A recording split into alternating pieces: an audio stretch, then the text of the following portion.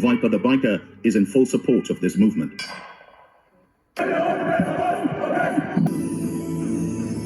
You're indoctrinating children. You're shaming people for showing love. Oh, I'm shaming them? Do you believe closing the borders is racist? Of course, yeah. This is incomprehensible. This is incomprehensible. Retired general. I'm not going to find out which one, but whoever he is, he didn't learn a damn thing from being a general for however long he was a general for. You don't have to be a general to know that it's not even surprising, let alone it's incomprehensible when Trump blaming Ukraine for Russia's invasion. God, how can a retired general say it? He's probably paid to play dumb. What else do we got going on here? Yeah, it's all orange and it's old school WWF. My Cope nostalgia watching, yeah, just a bunch of bad shit, and my Cope nostalgia watching. What your concerns are about a belligerent Vladimir Putin, who's also been told that Ukraine won't get membership to NATO. What are your fears? Memories, probably, because I come from a family that was persecuted by Russians. My mother was born in Siberia and barely survived. My family was imprisoned, tortured, murdered, and etc. We know that when Russians come, then your best case scenario is that you are imprisoned or deported. But most likely you will be raped, tortured, and murdered. And therefore, that is the threat that is actually looming over Europe right now. And if we are tortured, murdered, and etc., we know that when Russians come, then your best case scenario is that you are imprisoned or deported. But most likely you will be raped, tortured, and murdered. You didn't say hashtag not all. Therefore, that is the threat that is actually looming over Europe right now. Lithuanians are the worst Rusophobes. Stopping the active front line in Ukraine means that Russia will some Russia immediately accelerate its accumulation of forces that it is gathering for the next imperial stage expansion. That means that we have a very short time period to get ready. Well, Dovile Shakelinie, Minister for Defense for Lithuania. Ruski will take care of you. Ruski fix easy. Thank you very much for joining us on the Europe conversation. Thank you. Yeah, Europe. Can't live in Canada. You can't flee for Europe. There's nowhere to go. Can't even go on Mars.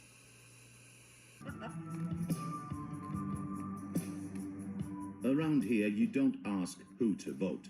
You vote Republican. You fucking politicians are gonna get fucking drugged through the streets. Yeah. Because we're not gonna have our fucking shit stolen.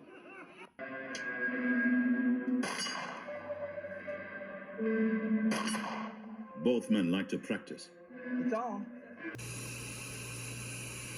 Trump pardoned virtually all the January 6th insurrectionists, including hundreds with violent records, including specifically people who were arrested with specific threats against my life personally. And I don't want to give them my fear. I'm not going to. Trump is a bad man who does bad things. Give them my fear. And I feel more like squaring up than anything else. I'm like, if you want to come. I hope you're carrying. Wait, what? Anything else? I'm like, if you want to come. I hope you're carrying. That's because all. I just hope you're carrying. But I don't think you're carrying. I don't think you believe in carrying. You know, even when he releases the whopping 1,500, you're still like, carrying is bad. It's only for cops. This is like this monster that feeds on our terror. Monster embraces life and strife. And what they represent are people who they eat fear. They sustain themselves on anxiety. I do it this and way. I'm not going to give them that. I care about other people. I care about my communities. These people need cynicism. They need apathy. They eat fear. Wait, what? These people need cynicism. What did I? Apathy. What did I ever do to you? What did I ever do to you? What's wrong with cynicism? And the more we give them that, the bigger they get. And especially if we're talking about like old school cynicism. Remember old school? Chaos. These people, I care about my communities. And that's good.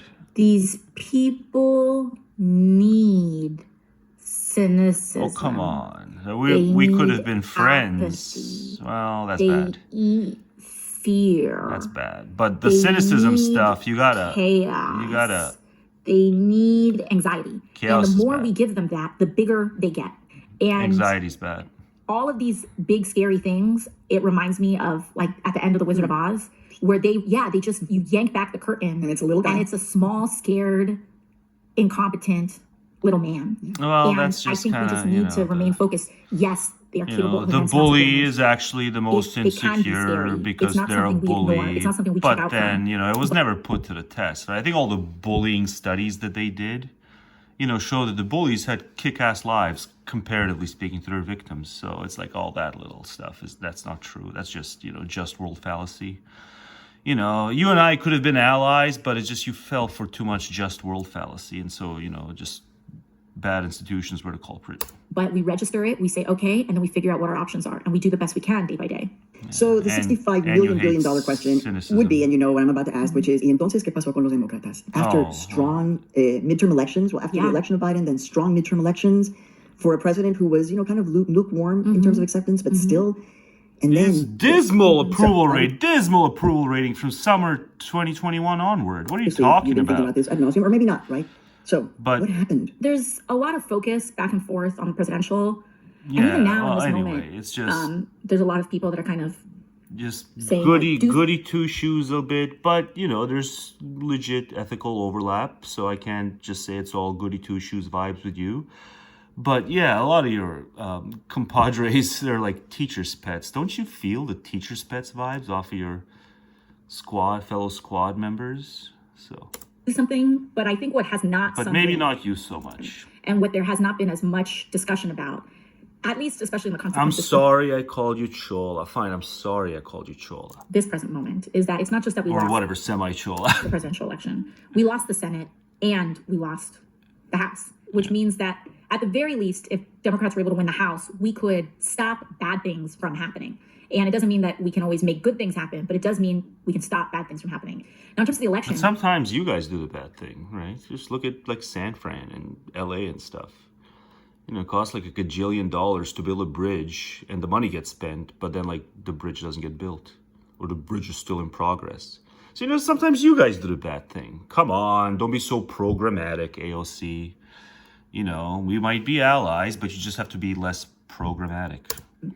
I mean... less factional. Right? You get it with them. Their problem is they're vulgar and factional, but then it's like sometimes you're vulgar because you need to be factional because you want to like correct their mess. But in the process of wanting to correct their mess, you become factional and therefore vulgar. So many different factors. But no, because you just self-halo and you love your community, so then it's all okay in the end. It's not all okay in the end. You can't self-halo your way out of everything. And, people can say, listen, we switched out presidential candidates, like on specific levels, right? Like, it was too late. It was too late. Fundamentally. And it's all his fault. It's all the old white man's fault. The Nimrod. Didn't give her enough time. Didn't give her the springboard. This is Amazon's new money-making app. Yeah. Let me show you how it works. Okay, well, that app that's gonna be a buzzkill for this segment. That's gonna be a buzzkill for this segment. Culturally, sometimes feel a little disjoined from the American left. Like I actually feel sometimes more at home in a Latin American left culturally because there's almost this idea that you're not allowed to be happy in the U.S. when there is suffering going on. And when there's suffering going on, like when you actually look at people who are enduring some of the deepest, most brutal regimes, they are sometimes the most conscientious about cultivating happiness, joy. I never listened to her, but the stuff she conveys about her allies, it's like, her allies are far more vapid than I could have imagined. Music, dancing. You're not allowed to be happy when there's suffering going on. One thing that I want people but when the suffering stops, then go ahead and be happy, I guess. Is like, you're allowed to be happy. Okay, you're allowed to be happy. You are allowed to cultivate joy. In fact, you need to, because our job is to build the world that we want. And if we... But it's almost like a perfect overlap, sum zero thing. The happier you are, the more docile you become. So actually, you know what? You're not allowed to be happy. Do not allow ourselves. But not for the stupid, there's oppression going on. No, but because it's just going to make you more docile. To gather with our friends, to be happy, then we are not reminding ourselves of why we're doing any of this. We cannot be joyless people. We will not sustain ourselves. We will not last long. And I think about this specifically in a Latino context and in the context of immigrants, right? Like everything that they're trying to get us to do is trying to get us to hide and trying to get us to not exist in public. You know, And effectively, if she's certain asked, culture- you know, do you believe in borders? She'll say yes, but everything she says about the lax standards that she would like to see implemented and all that stuff, so yeah, she effectively doesn't believe in borders. Because we have to be humane and compassionate, and there's always people fleeing something, and so you can't say no to the people who are always fleeing something. So effectively, you can't believe in borders when you have such, you know, big heart and such big compassion. You know, and it's like, okay, fine, toe that line, but good luck being Prez. And people from, you know, generations over. The way that we need to do that is that we have to express ourselves. We have to make music. We have to. Yeah, I think what That's, Benito is I've doing been making music. I've been making lyrics out of existing music and modifying stuff. So, you know, I've been doing my part. is like a perfect example of this, right? What's a perfect example? We have to. I mean, I think what Benito is doing is like a perfect example of this, Benito. right? We are from a Puerto Rican context. You know, Puerto Ricans. I didn't even know she was Puerto Rican. So I learned stuff about AOC by watching her go on shows. She's Puerto Rican. What we're experiencing right now is such a deep pain at our displacement. Yeah. We are being displaced. Like, not only is it a colony, but we are being actively colonized in another wave. I didn't know American real estate investors, and they want a Puerto Rico without Puerto Ricans, and this is something that is a deep source of pain. And yet, when we make art about it, when we gather in it, when we fuel ourselves up with joy in that, then we become stronger than ever. Thank you for coming in. When I do a bunch of fuck you content to the audience by kind of infusing too much music in the second half of videos, yeah, that is my way of dealing with my contempt for the audience. It's on. Don't even think about suggesting to me that in these serious, dangerous times, jest ought to be discouraged. You're not going to get anywhere with me if that's your attitude. But, you know, the former is true. It is serious. It's dangerous. Might just be unparalleled. Hard to say. Not ruling it out. But that doesn't change the fact that it's cowardice. It's always cowardice to discourage jest or to just find oneself incapable of laughter or even relaxation. So let's make light of it. Provinces and territories to pursue several non-tariff measures which will demonstrate that there are no winners in a trade war. You know, he put up a smoke screen, he keeps moving the goalposts. Well, the market is speaking loud and clear. The market is going to go downhill faster than the American bobsled team. And we're going to continue seeing, in the U.S., plants close, assembly lines shut down. In the auto sector, they may last 5, maybe 8 days before the parts that go back and forth across the border 8 times. Oh, look at it this go. Is unnecessary. Look at it go. And we do have to retaliate. And I apologize to the American people. It's not you. Wow. It's your president that's causing this problem. We're the number one customer. Like half of them, you know, his approval ratings are still not in the toilet. They slid, but they're not in the toilet. So it's just, you know, still under half the you shouldn't apologize to just under half the people. The world to the United States. We had a great relationship. I want to continue on with that relationship. Yeah. But I will use every tool in our toolbox to send a message to President Trump that this is the wrong thing to do. But you know that message isn't gonna land. So, you know, what even is this? Counter tariffs are bad, but we shall have counter tariffs because we don't want to get walked all over. So more individuals will be hurt economically because we as a country don't want to get walked all over. But have you ever seen him cow to anything? No. So this idea that we will not be walked all over, so we will counter tariff, it's just going to be an escalatory thing. It's going to be econ brinkmanship. So I don't know what purpose it serves. You know, if it were an individual who says, I will not be walked over, then okay. But like a country that says, I will not be walked over, what does it translate to? Just more individuals being hurt. You know, I don't even care about whatever, you know, pricey goods. I'm just thinking about this from the standpoint of my leisure time. How is this all going to impact my long-term prospects for more leisure time? And it's not going to be good. Warren Buffett comes out and says this is basically insanity. Well, you have to listen to Warren someone like Warren Buffett says it. So some of the thinking inside But think about it, right? It's like goes something along the lines you of, know, in the United States, we can withstand more pain than you can in Canada. So how much pain can you withstand here? That's true, but it's hard to calculate in advance exactly how much pain each country can withstand, right? It's kind of like with the people they brought in for the last few years. It's like, we need to bring in a hell of a lot more people because there's a bunch of jobs that need to be done, and we'll calculate it all in advance. And it's like, oh shit, we can't calculate this kind of shit in advance.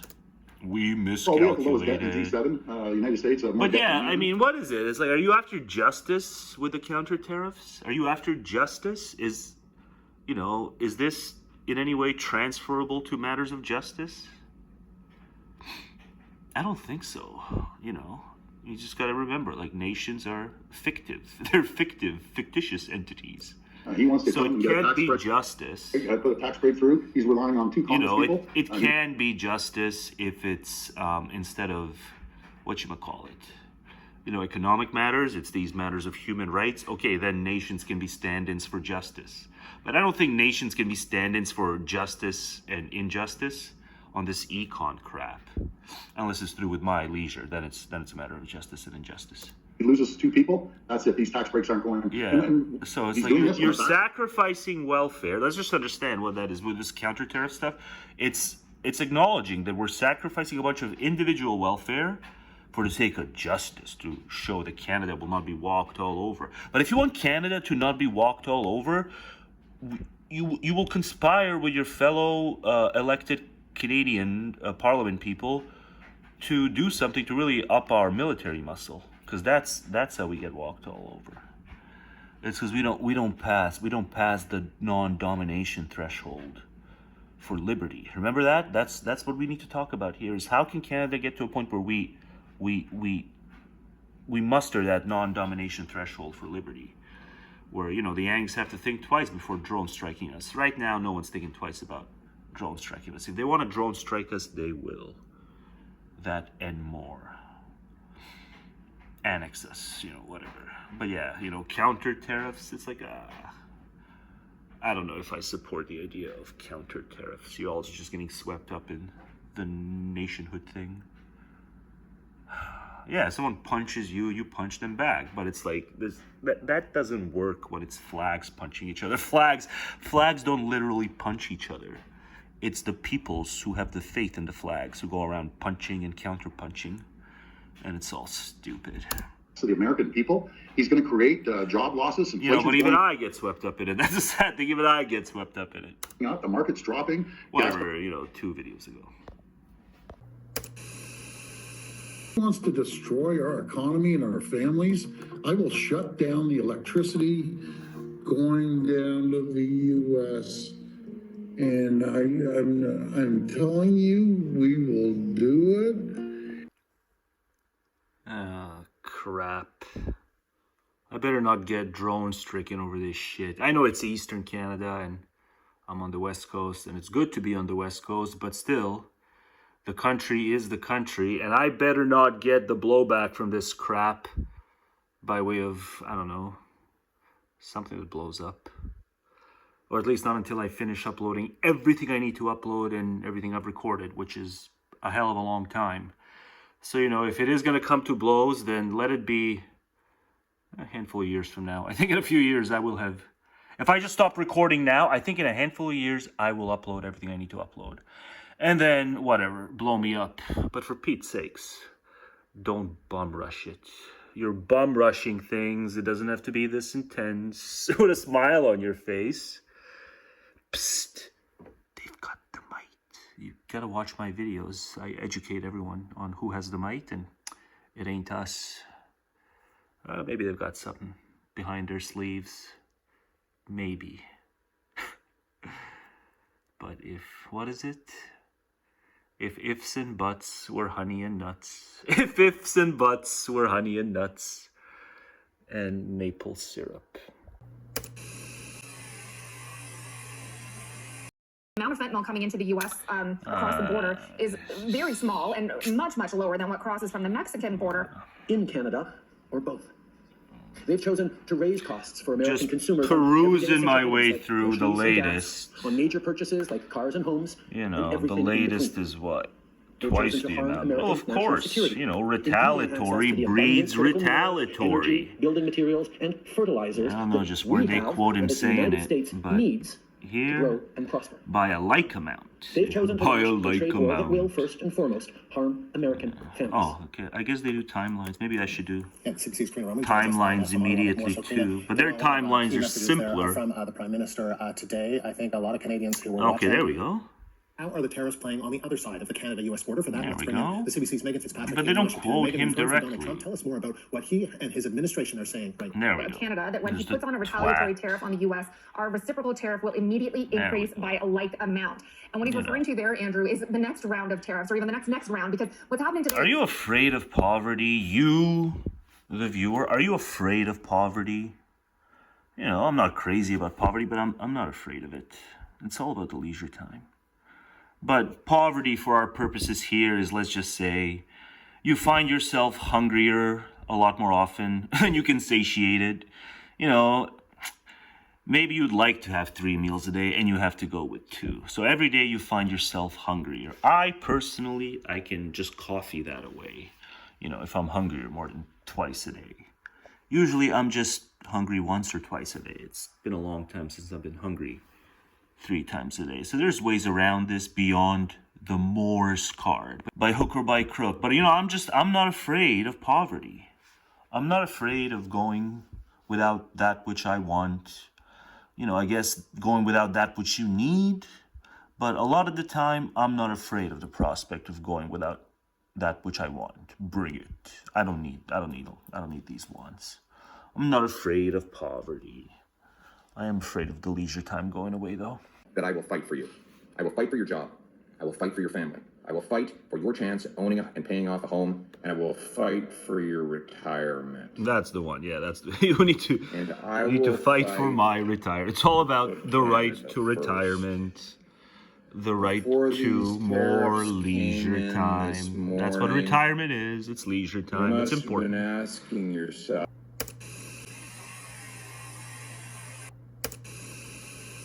Right now is such a deep pain at our displacement.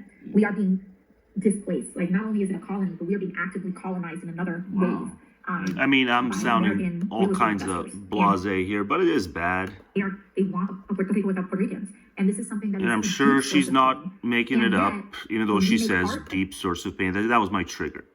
They want a Puerto Rico without Puerto Ricans. Blasé. And this is something that is a deep source of pain. You know, And just because yet, it's just such a when we thing make to art say. about It's like when the we gather- journalists overusing deeply, everything. Oh, I'm deeply. They never say intensely. You know, I'm deeply offended by this.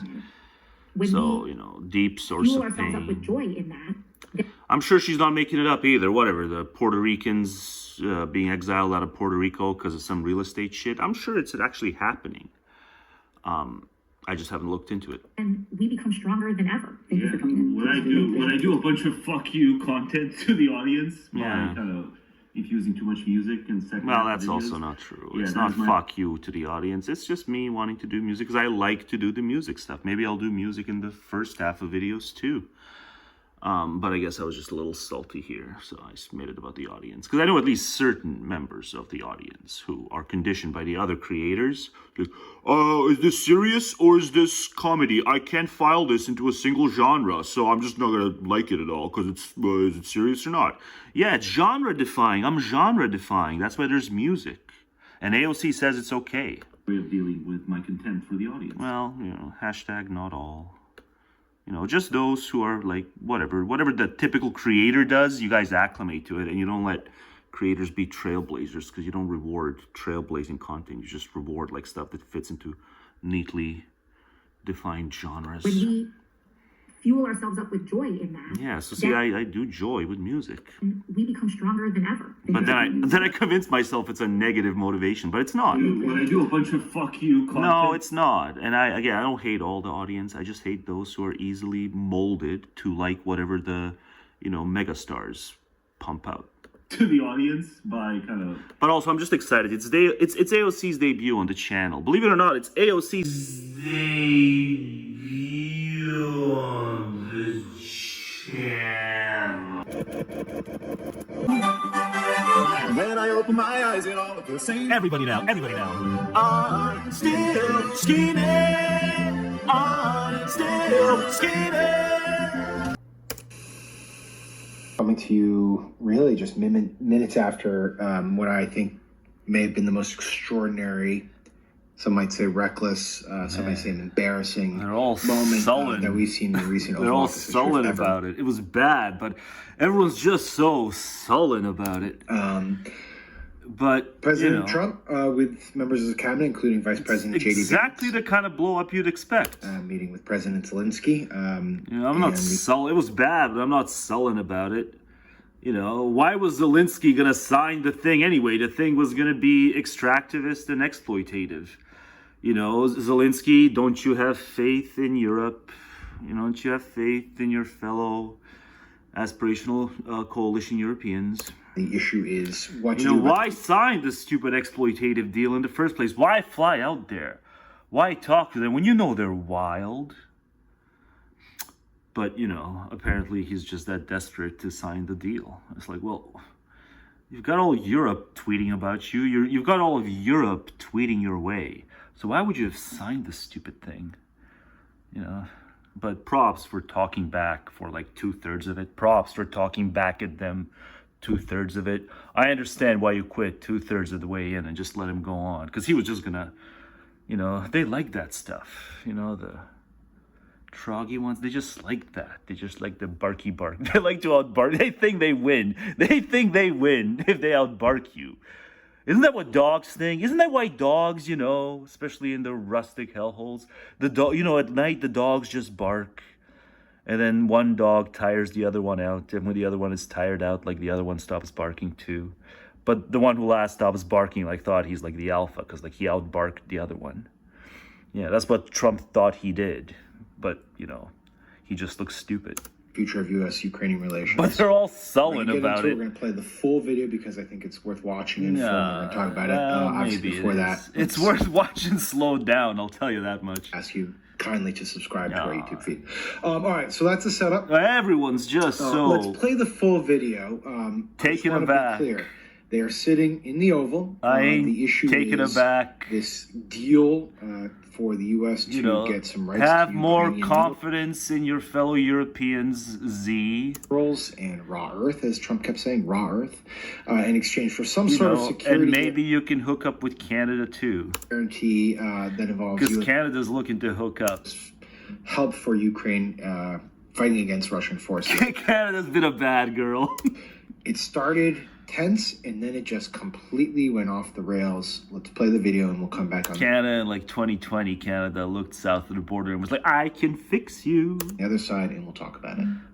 No Avail thinks he can fix destiny. The kind of diplomacy that's going to end the destruction of your country. Yes, but if you're not... It's a crane. Where's your bodysuit? It's disrespectful for you to come into the Oval Office and try to litigate this in front of the American media. Right now, you guys are going around and forcing conscripts to the front lines because you have manpower problems. It's happened throughout history. In wars, it's happened throughout history. The invaders have more because they have more peoples in their land. It's not enough that they have more peoples in their land. They have to go after the lands where the smaller country has the less peoples. Have you ever been to your... And you don't care because you're a dick. That you say what problems we have.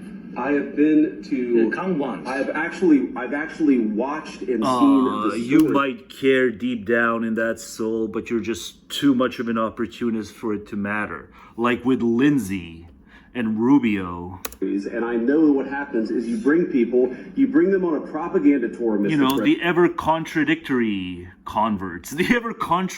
converts. Erstwhile never Trumpers. President, do you disagree that you've had problems? That was before crowd. All of these, it's the that was before crowd. Bringing people into your military? And do you think that it's respectful to come to the Oval Office of the United States of America and attack the administration that is trying to prevent 2 sentences without using the word America? The destruction. I challenge you. A lot of questions. Let's start from the beginning. Sure. First of all, during the war, everybody has problems. Yeah. Even you, but you have nice ocean and don't feel. This really triggers him. It's not about the ocean. It's not about the ocean. Geography has nothing to do with whether you're insulated from horrific things. The geography has nothing to do with it. No, we're just blessed and exceptional. All right, I gotta cut my time.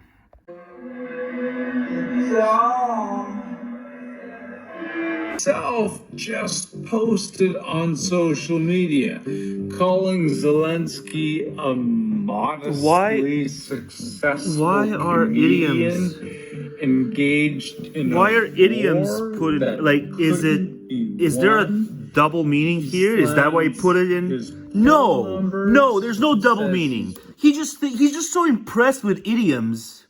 As an old fart, he's still so impressed with certain idioms that he thinks he has to put them in quotations so as to, like, not confuse his trogs. It's on. Richard Wolff, rapid decline of U.S. influence in Europe with Professor Richard Wolff. But it's about the German election. But see, he makes even that about the U.S. Because you know what it is with him? He's the ultimate reacher. He's the ultimate reacher. If there's chaos in the world, he'll just reach and connect it all to his grand ideological project, which is abolition of private property. Anti-capitalist, the most programmatic anti-capitalist you'll ever run across is Richard Wolff. So of course now he's like, oh yes, this proves that U.S. rapid decline, imminent decline. You know, just like after Trump's first election. Rapid decline, imminent decline, there'll be capitalism no more. This is just the final stages. But then never has to eat crow for all the, We're in the final stages now. It's just teetering. It's teetering. It's teetering. It's a decline. It's a decline. It's a collapse. It's just he's no different from all the other Bircher crazies. He's no different than Alex Jones in pretending that the collapse is here. And then the collapse doesn't happen. And then he's like, doesn't have to account for what he said, all the crap he said. But, maybe this time he'll be right on the collapse part, not on the, capital is bad part. But he's just so fucking annoying that so many people buy into it. It's just he's the reacher. He just reaches all the time.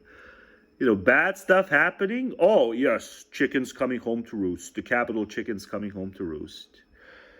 Oh, I just hate these fucking reachers. Especially when they don't get called out for what they are.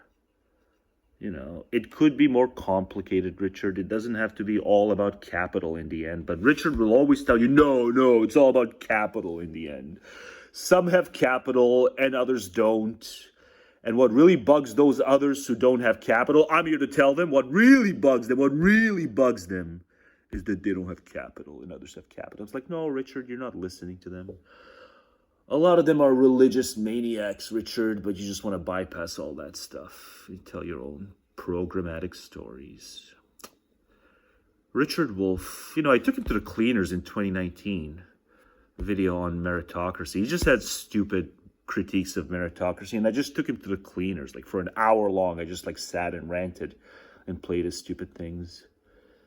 He never replied, but yeah, a lot of people never reply. Hell, sometimes I never reply. But when I never reply, it's because the person typing at me or yakking at me is just too freaking stupid. It's like their stupidity debilitates me. So that's why I never reply sometimes. But he never replied to me back in 2019 on meritocracy. It's just hiring, firing, promoting. That's all it is, Richard. But he never replied. But that's because he never saw it. Yeah, he never saw it because I'm too small potatoes. Wesley's not small potatoes. I wonder what Wesley's up to. Let's see what Wesley's up to. Wesley's been traveling. Bro, you come to Berlin? Yeah, first time, bro. Racist life don't matter. Bitch. Yeah. Fick jeden Nazi seine Mutter. Because we don't want fascists to walk in our streets. Why do the police get so angry when you sit on the floor? Because they defend the fascists. Really? Protest. Yeah, the police just is protecting Nazis here, like always. Yeah.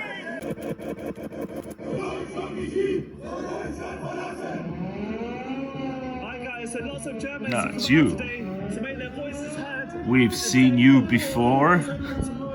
Man, he goes to all the hot spots. Kid just goes to all the hot spots. Like this. Why would you?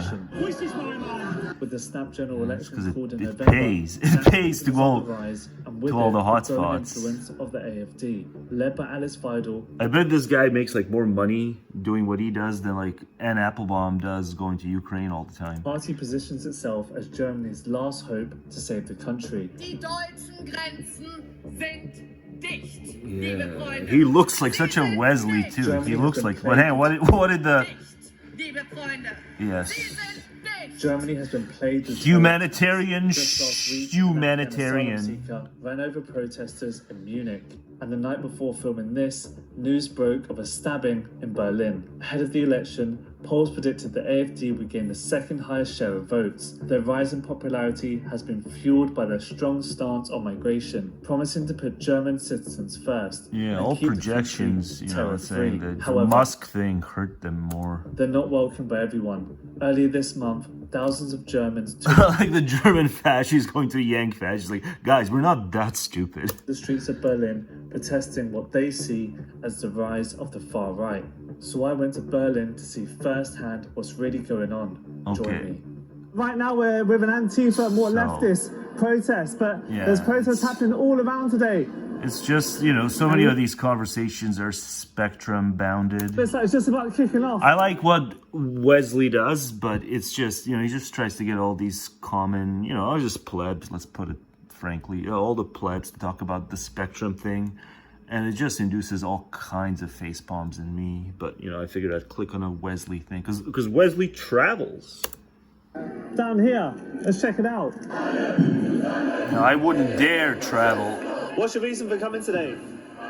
Protest against the AfD and every far-right movement in Germany. No, even Splashdown Park is too close to the U.S. border for me these days. What's your concern with these far-right movements that are happening in Germany at the minute? The erosion of democracy and the return of an age we had in Germany before, which we don't want anymore. And a lot of talk from AfD and these right-wing parties is that to close the borders. Would you agree with that right now? If I would agree with closing the borders. Yeah, or protecting the borders, as they like to say. They need to be No, I would not agree with that. Previously, Germany had open borders. Is that the way forward for Long-haired Germany? man means humanitarian. It's European right, it's German The right. long-haired man to humanitarianism cause correlation. We should have learned our lesson. Half of this country contains of people who have been refugees within the last 250 years or so. So we should have learned our lesson and shutting borders down. Come on, there's been a lot though, right? There's been a lot, and it didn't stop. It's never an option if you want to stand for human rights. The first article of our constitution is that die Würde des Menschen ist unantastbar. Sorry, I don't know how to say it in English. And if we want to be held by this, then we should close our borders. And a lot of talk at the minute has been about the terrorist attacks. I mean, how can you just reduce those just in general? It seems like a growing problem at the minute. Education and psychological support for those people, because the people who come here are traumatized, obviously. Yeah. If you come over the Mediterranean Sea or if you come through the And border. there's the Islamic doctrine thing too. It's kind of survival of the fittest already, so the people who end up here end up being traumatized and we don't take care of them. So more tax money being spent on integrating people rather than It's not about the Islamic doctrine thing. Don't be ridiculous. People here because fewer people are being born in this country, and if you want to keep going, we need people coming here and working here. Why not those people who are a already gajillion things need to be done, and even when they miscalculate and show that there is no way to calculate this kind of crap in advance, you still think that yes, the people who are in charge of the economy can calculate it. Even though there's never any real consensus among the economists themselves as to exactly what you do to calculate it. How many people to bring in so all the jobs can be done. So a bit of the talk I've heard so far is that the other side are Nazis and they want to protect these kind of right-wing parties coming into Germany. This is meant to be so-called the peaceful side, as one of the guys told me, but it's filling up the street. I'm not sure if anything will kick off. Yes, there will be examples of hypocrisy in Wesley's exposés. One of the common themes is whatever the broad narrative in, then on the participants on the ground, there will be examples of hypocrisy. Protests have come down to another... and crime. Now. But yeah, a lot of people have come out today. It's only quite early days in the protest. More, I'm sure, will come out a bit later. But there's lots of different flags. We'll see different signs here today as well. They didn't. Anti-fascist flags and it's obviously the LGBTQ February flags as well. 26th, and the German baddie party didn't get the majority. They just got the same 20%, because Elon hurt them. But people I've spoken to so far just are very discontented about how their country is run. They're talking about the economy and how difficult it is to live for your average German, and they don't tend to blame migrants for those issues. Check it out. The right-wing parties like AfD says to close the border. Do you agree with this? It's just the position of AfD. There was a lot of specialization, and people said I won't criticize that specialization means very few people get the spoils. you know, because they wanted to like have ambition too. And they, like most of the people, right? Like think about it in the States, right? They still don't really blame Reagan. They blame the establishment when it just was Reagan in the height of that globalization, howling away of industry. They were howled away or whatever. They were, you know, offshored away. You know, but Reagan oversaw it all and said, great. And then sometime later, you know, we lost our industry. But it's like, yeah, but you still don't blame the guy who oversaw it all and encouraged it. To close the border. Yeah. No, I don't agree with closing the border. Why? Because I think it's a human right to move and migrate. And also the people have a reason why they go to Europe. Because they don't have a perspective in the places where they come from. And a lot of problems we have there, it's based on unfair economical structures. World trade, for example, which is still very... One side is racist, and another side kind of wants They're not even ashamed of it. Not even ashamed of what they are. Do protests usually get this heated in Germany?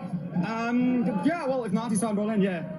Why is the talk about Nazis and fascism? I mean, why did that opinion kind of get built up? You know, Volk is supposed to be the derogatory of folk, but I guess in Germany, Volk just is folk, right? Because then why would they self-pone? No, it's because Volk is a good word there, but you know, I'm trying to make Volk into a nasty word. Heated in Germany?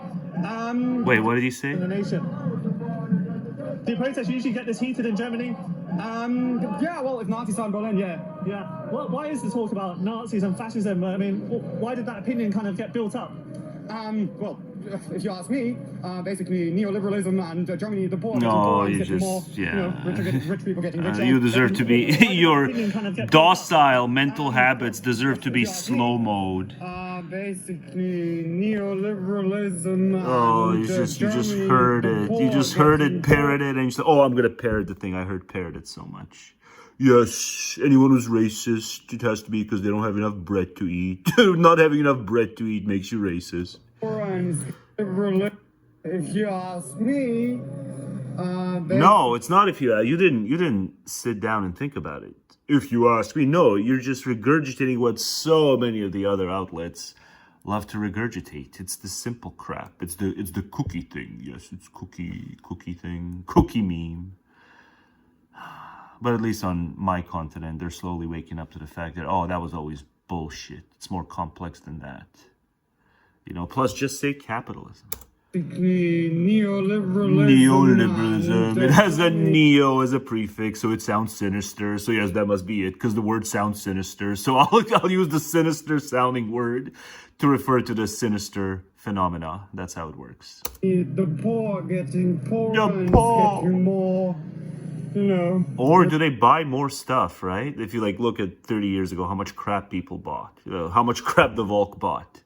You know, I bet you the Volk buy more crap now. Rich people getting rich. That part is true, though. The youth, and they buy a lot more too. But you know, there's a lot of stuff that's free now. If you're into artsy kind of stuff, you know, even if you can't afford to buy much more. You know, like music's free. Well, that's got to count for a lot. Music wasn't free 30 years ago. You had to listen to the god-awful radio. Music's free now. It has to matter somewhat. Nobody cares about the youth. It has to do with cares. These people are basically all...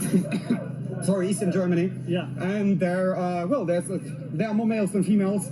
And also, that's from a sociologist, it's traditional toxic masculinity, and they can't comprehend that women now have a place in society. That makes them very angry and revert to old stuff, basically fascism, which isn't as bad, and it's always bad, but in Germany it's the worst. Women have had a place in society for ages, and there was no slow burning backlash to it. So it can't be that.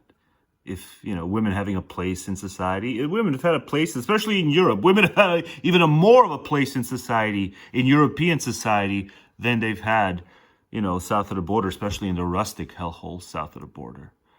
So it's not that. No.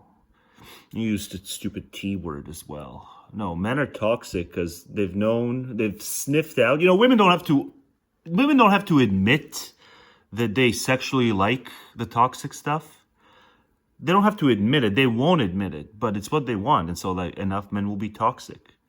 But this is not a conversation the human race is ready for. That much is evident. Women will lie about what they like sexually with more vehemence than Trump will lie about not being fraudster. Germany's like a dry alcoholic when it comes to that. Yeah, I've heard a lot of talk, especially when you talk about men, migration and the refugees that have been coming to Germany. It's just the border stuff. We don't need all the labels. It's just a, like, we have to be cruel on the border. It's just true. We have to be cruel on the border. Will be men. Is there security? No, that's absolutely made up by conservatives. That's basically nothing. The majority of people committing crimes are Germans here. Yeah. It's basically for, basically rich people to divert your attention that you hate foreigners. That's basically, it's a really cheap media strategy. It has worked since 33. Do you believe closing the borders is racist? Of course, yeah. I mean, they use there for a reason that wars don't start, and with these people, wars will start again. You're gonna chip in. Let's hear that. Let's hear that. The borders is racist. Of course, yeah. Narrator guy gets it wrong. Around here, you don't ask who to vote. Who to vote for? You vote Republican. Well, that part is true. Don't you hate it when the narrator guy gets it wrong? Narrator guy shouldn't get things like this wrong. So the rural areas were conservative, but when you talked conservatism then, it was that, smaller government. It's the promise of a quiet life in a tidy suburb in the fresh air that appeals to more and more families. Yeah. With Idaho, Alexandra, Spencer, and their children have chosen one of the wildest places in the United States. Listen up, Richard Wolff. It's not about capital. It's about whether you're an insider or an outsider. And in Idaho, it doesn't even stop at American, non-American. It's whether you're an insider or an outsider regionally. It's an expose. This fam's gonna find out. This fam's come over to Idaho from Cali. I'm just starting. It's just they're gonna find out that it's about whether you're an insider or an outsider regionally. It's like Richard Wolff talking about it's capital or non-capital. It's like no. It's much more primitive than that. But do they really know what they're getting into? No, they don't. It's honor culture. These vast landscapes are now a magnet for some of America's most dangerous people. From east to west, this region covers 5 states, from Wyoming to Montana and Idaho to the coast of Oregon and Washington. Yeah, the shootout spots. It's the Old While West. Some come here to return to their roots, others see it as an ultra-conservative bastion to be defended at all costs. Their enemy, a multicultural and progressive America where racial and sexual minorities have taken too much space. And it brings harm to our children, our country. I mean, minorities have taken too much space. You're asking for it. You're asking for it. But I wouldn't even intimidate you. But you are you're just goofy as hell. You don't need to be goofy as hell. You bet. There'll be a fight here. Oh, they all have one goal: to form a new white Christian colony. Yes. Separate from the rest of the United States. But it's just sensibility. They don't have beliefs as much as they have sensibilities, It's not even like developed to the point of like attitudes, pro-nay attitudes toward things. It's like they just have sensibilities. And it's what their parents told them. These are the people who they live their life long afraid of their parents. You bet. There'll be a fight. Just the parents freaked the shit out of them early on, and it just stayed. The fear stayed, and everything they do is to offset that fear. It's to stay on good enough terms with the stringency of their parents. So they're victims, but they're gonna victimize some outsiders. So I can't feel too bad for them. But yeah, just the fear of ma and pa. That's what it is. Even all this shit is just projection of your fear of ma and pa. Because that's how hard-ass your ma and pa were when you were super young. In the West, in the Old West. Where the understanding of, like, what does it mean to be an American? To be an American is to be willing to inject yourself in circumstances where you just get shot to death. If the luckier you are, the more, your opponents you take down. But it doesn't matter how many of them you take down. Sooner or later, one of them will take you down. So what does it mean to be an American? It's the willingness to be shot to death. Have one goal: to form a new white Christian colony, separate from the rest of the United States. From white supremacists to right-wing militia, the situation here is alarming.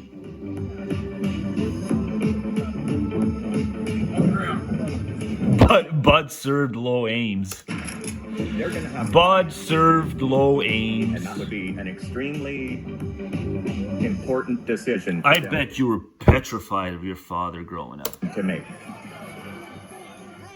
The storming of the Capitol on It the 6th of January. just narrows the perspective. That's all it does. They're just scared straight very early on, hard-ass parents, and it just narrows, it skews the lens. They've got a very skewed lens because they're just that. Whatever happened early on, too many siblings, not enough time to think independently. They're just too skewed. All they have is sensibilities. Beliefs? Forget about it. Not even attitudes. They just have sensibilities. January 2021 was a warning. In the northwest of the United States, the anti-government ultra-right has found a new leader. This year, he became a politician. Where's it's about a family, though. Battle for a conservative soul. Yeah, it's the terminology too. Even the long-time terminology. residents and supporters Man on a of horse. traditional but still Man on a open-minded horse America. in Dallas. And it's going to be impossible to keep our way of life. Yeah, see, Friendly Richard. cowboys, dangerous militia. See, Richard. It's not about capital. It's about their way of life. They want the right to be scared straight of their parents all their life long. And overworked police officers. They want to tear the country apart, have a homeland unto themselves, and unless you are a Christian, and more importantly, a white Christian, you're done. It's that hostage thing. It's that hostage effect. They're, familial hostages. Turn into a nightmare. Retaking of the West by the American ultra-right. But a family. It's now spreading to northern Idaho, where it is like this guy's. Their mover hates them. Their mover. They come from California, and the guy who helps them move in hates that they're moving in. It's amazing. His cap clearly displays his opinion. This means no vacancies. Means we feel like we're full. We got enough people here. Yeah. We don't want any more people here, and that's how natives feel. Yeah. People who call Idaho home. And then. Like I said, but it gives you business. Like directly, it gives you business. Like you're doing the moving. Look, so foreigners from other states drive up the real estate market. I've got 4 kids, and I can't afford a house. If the outsiders stop coming in, I hope you've got a backup plan. And I don't mean no offense to nobody, but it's just how I feel. Okay. Right? I think they would take offense if they found out. Unfortunately, for but Michael, these guys are loaded. The invasion is not about to stop. It's now spreading. No, not like they're wealthy. Northern Idaho, where it is causing even no, it's everyone else who's loaded there. More rejection. Here, nearly 70% of the population. I mean the rifles. Voted for Trump. These people distrust the politics of big cities. The locals don't want to see a change happen to their unspoiled and wild land. The larger movement. It's not about the capital. It's about their way of life. The Northwest, an ultra-conservative colony. The Clannish colony. Clyde belongs to a militia group active in the area, the North Idaho Militia. He won't say anything more about the activities of his group. But here's what you can find on their website. Photos of their training sessions where one learns how to handle weapons, how to survive in extreme conditions, and the basics of military medicine practiced on dead animal parts. You ought to carry, but you ought to do a lot more than merely carry.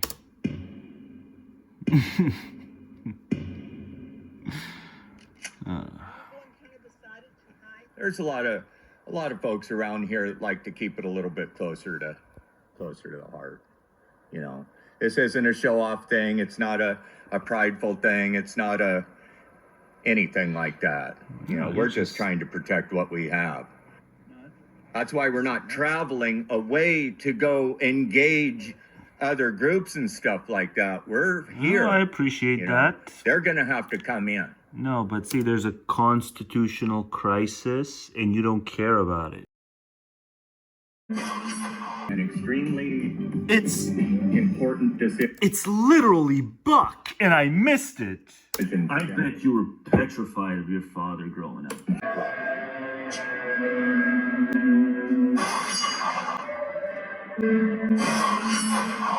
The fear of conflict leads people to systematically avoid potentially valuable zero-sum situations. Shai Davidai. From interpersonal interactions to international arms races, game theorists and social scientists have long studied decision-making in zero-sum situations. Yet, what happens when people can freely choose whether to enter zero-sum situations in the first place? 13 studies, including 5 pre-registered, consistently document evidence for zero-sum aversion, the desire to avoid situations that are, or are believed to be, zero-sum. Yeah. Across different contexts, economic games, market entry decisions, performance reviews, negotiations, job applications, samples, online participant pool, MBA students, community sample, and designs within and between participants. It's not neoliberal enough. Between participant, real, and hypothetical decisions, people avoid zero-sum situations that inversely link their and others' outcomes as well as refrain from putting others in such situations. Yeah, like Robert Wright makes a whole philosophy out of it. Situations. Non-zero. Because people fear But that... maybe what some people need more, maybe even me, is we need monster embraces strife. You know, when indeed it is potentially valuable. But not the kind of stupid chimerical value crap, but actually, no, it's gonna make you better. It's gonna make you better off as well as better. That zero-sum It's gonna build you, build back the psyche. Build back better, but with the psyche by engaging in zero-sum, you know, by duking it out to the bitter end for once. Situations will be rife with conflict. I needed Fight Club. Zero-sum aversion even when I doing so rant is costly. online in my late 30s because I needed Fight Club. Costly. You know, I think a lot of us needed Fight Club. Costly.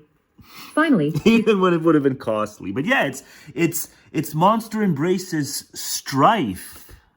We find that people require zero-sum situations to provide substantially higher payoffs, e.g., compensation, to overcome their zero-sum aversion. Yeah. We conclude with a discussion of the implications for interpersonal and intergroup conflict. It's a whole... Similar content being viewed by others. It's a whole paper. Generous with individuals and selfish to the masses. Yeah, that's interesting. Article July 29th, 2021. Zero-sum The psychology beliefs. of zero-sum beliefs. It shouldn't be the zero-sum belief. Article May 31st, 2023. I'm not recommending that as a psychology. But I'm just saying sometimes, you know, there's all this talk about build back better. But seriously, you know, build back better psychology by just duking it out for once. Deliberately. But it doesn't have to be like literal Fight Club. It should just be, well, what that YouTube thing from a few years ago? Blood sports? Yeah, debates as blood sports. You know, it doesn't resolve anything, but maybe it just kind of builds you. Deliberately ignoring inequality to avoid rejecting unfair offers. Article Open Access, May 24th, 2024. But yeah, this is kind of what carves... People often view interpersonal, intergroup, and international relations as zero-sum, seeing one party's gains as offset by other parties' losses. 1, 2, 3, 4. It can be overdone. 4, 5. This belief can have broad implications, eroding interpersonal trust and increasing hostility, prejudice, misogyny, and anti-immigrant sentiment. What about if anything, misandry? 5, 6, 7, 8, 9, 10. Even when people try to resolve their I differences. don't want to turn this gendered, but it's just freaking just sneaks up on you. You know, I bet this author, who's the author? It's a bunch of authors. You know, I bet when they say sexism, it just immediately prompts misogyny. You don't even have to think of the other side of sexism as misandry, but I'm not gonna bewail that here. Differences expecting diametrically opposed outcomes can lead them to overlook mutually beneficial agreements, harm their relationships, and leave money on the table. 6, 11, 12. Regardless of whether a situation is truly zero-sum, viewing it as such clearly aggravates relationships between people, groups, and nations.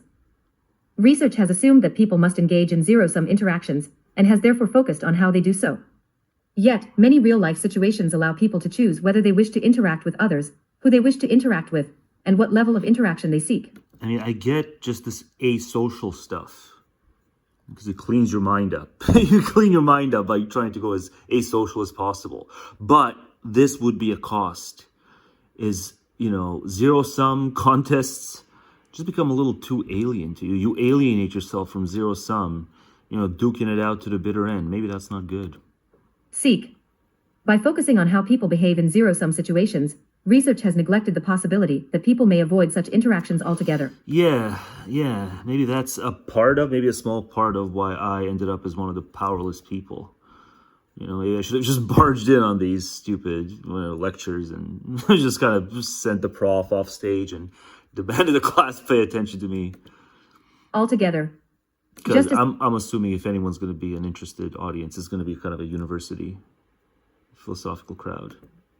Just as people sometimes avoid potentially beneficial economic games 13, 14, 15. Some people just rant too much indoors and don't take it, I don't go touring with my ranting. I need to go on a rant tour. 15. We suggest that they more generally avoid any situation that... I'm in the studio. I'm in the studio too much. That inversely links their and others' out. But, it's just there's that sense of awkwardness when you bring all this outside the studio. There's just a sense of awkwardness. You never know just how uninitiated people are. So it just, it depletes the quality of your rant.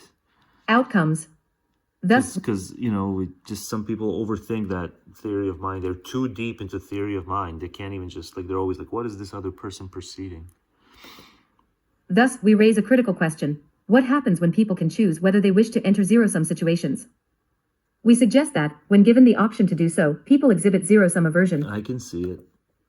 Aversion, the desire to avoid situations that are, or are believed to be zero-sum. Yeah, just as, we don't like responsibility and stress and, seizing, the whole trying to be a natural-born leader when you're not dispositionally anything like a natural-born leader. Yeah, there's few natural-born leaders, right? Zero-sum. Importantly, we argue that this aversion is exhibited even when doing so is costly and both when situations are objectively zero-sum and when people subjectively see them as such.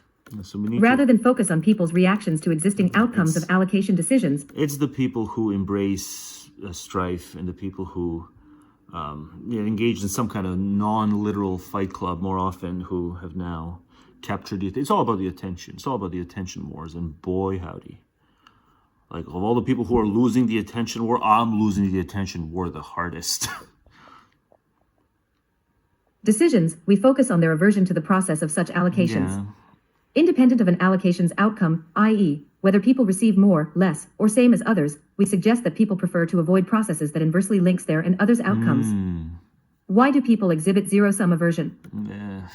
It's not because they believe in progressive ideology. Maybe progressive ideology springs from this, initial condition.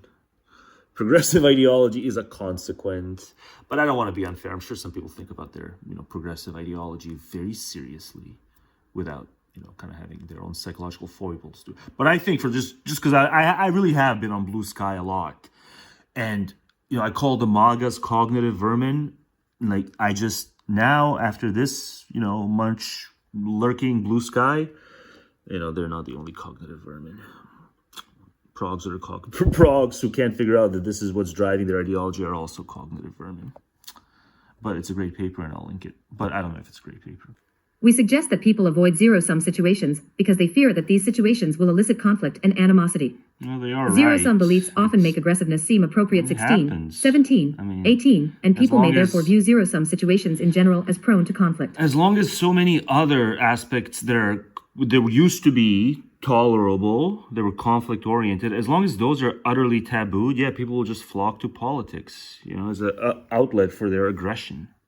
It's conflict. bad.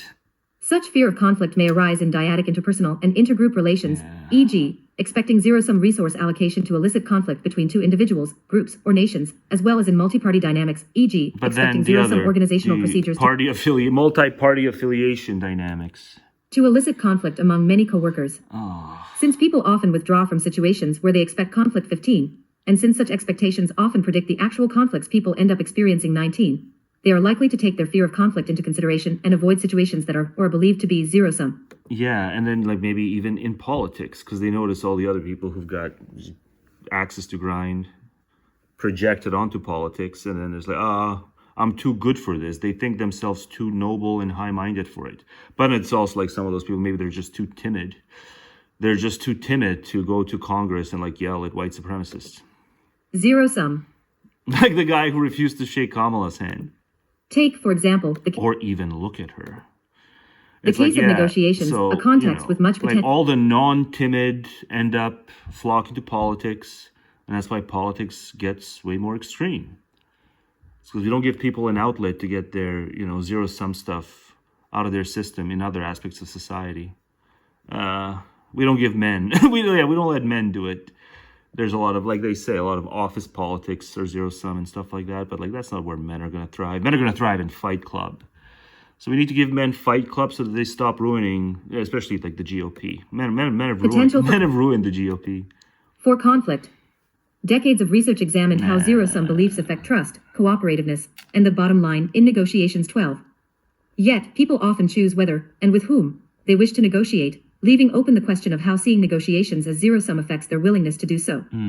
Although the propensity to initiate negotiations varies by gender, race, and other individual differences 20, 21, 22, it is unclear if it is also affected by whether the negotiation itself is zero-sum. Thus, viewing negotiations as zero-sum may not only affect how people behave in them, but also whether they choose to negotiate in the first place. You fucking politicians are gonna get fucking drugged through the streets.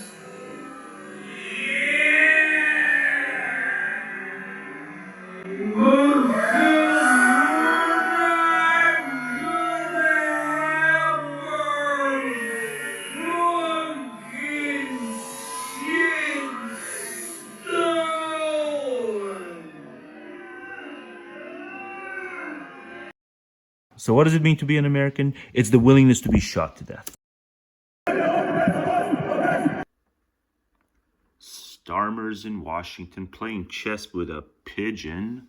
Well done, James. That's exactly what you do. I don't care who you are. That's exactly what you do when you fly out to Washington and pretend that, you know, in person, it's just so much more clarifying when you relay your concerns in person as opposed to over the phone or over the other, whatever, a million other ways to convey your concerns, you know, leader to leader. But no, we're going to fly out to Washington. You got to look the man, you got to look the ghoul in the face, and that'll make it more authentic. Then you can really get your thoughts across to him if you just fly out to Washington. No! You're just flying out to Washington to play chess with a pigeon. James understands it. But, you know, no one else does snarky titles. It's just me and the occasional James title. That's about it. That's all you get. Everyone else just, you know, condenses the facts, the most important facts, into the title.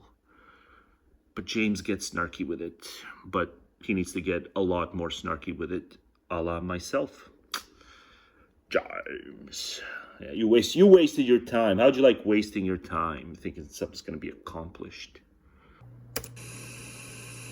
I hope the migration stuff gets better. And if not, I'll probably move to Poland or somewhere. Those on the left say that. Imagine everyone. But do you think the ones who are already what here? was that? I'll probably move to Poland. There was a mask guy. Those on the left There's a mask guy.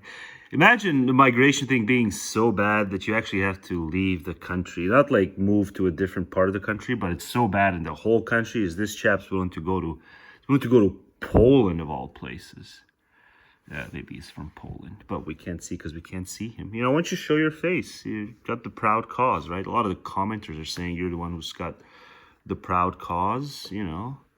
So why not show your face? And why Poland of all places? The stupid Polacks. You know, watch Monster Embraces Life, the video. You know, the Polacks are very racist. We learned that in that video. But I guess it's a masquerade. It's always a masquerade in Germany. Say that, you know, welcome everyone. But do you think the ones who are already here, they should be integrated? The government should do more to help them maybe learn the language or the culture? Yes. I mean, See, they don't have stupid minimal government or whatever night watchman state nonsense over there. You can't put two cultures together and match them up.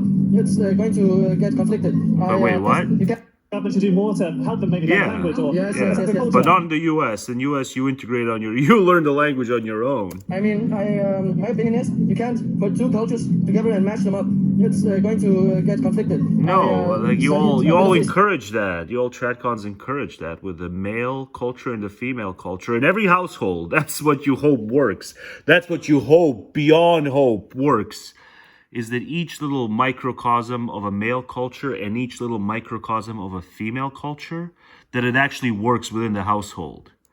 And that's your diversity dogma, because you need the male and the female to do the kum thing so they can have the next generation of bullshit. Islam and of Judaism, also Christianity. I'm a Christian myself. But then, you know, it's incompatible. Don't encourage it. It's super incompatible. But when it's like male-female incompatibility, then look past it. so the Qum can merge. So the religion don't fit well together. No, Especially Judaism. there's other things that don't fit well together, but you guys don't care. Because I think he's a hypocrite, but people from Islam believe he's a prophet. There's certain books in Islam, not everybody believes them, like the Leviticus. Said that the United States should own Gaza, turn it into the Riviera of the Middle East, and expel all remaining Palestinians living there. This video appears to show what that scheme. But you can't just find the video without the stupid news commentary. You have to go to his stupid site. I'm not going to his site for the video solo, but I want the video solo to be a part of this channel. Like in President Trump's I'm a little afraid that the AI song will get a copyright strike, but... And it is shocking. You have money being thrown up in the air, casinos filling the beaches of Gaza, a stark contrast to what's on the ground. Just play the video. Just play the video. Prime Minister Netanyahu and President Trump lounging, enjoying the AI-generated luxury But you got to go to the site to see the actual video. But I don't want to go to the stupid site. Of it all. Now, this may look comical, but it is no laughing matter. That's where you and I disagree. That's where you and I disagree. Back to Gaza.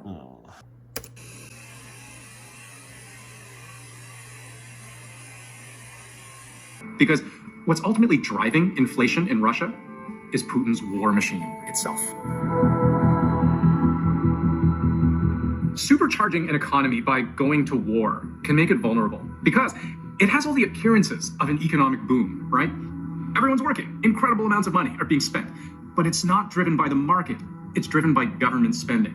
And it's not sustainable. The demanded economy is skewed in favor of unproductive expenditures, which are expenditures on military and defense. This, experts say, is the case in Russia, where the government has made the war in Ukraine the single biggest priority.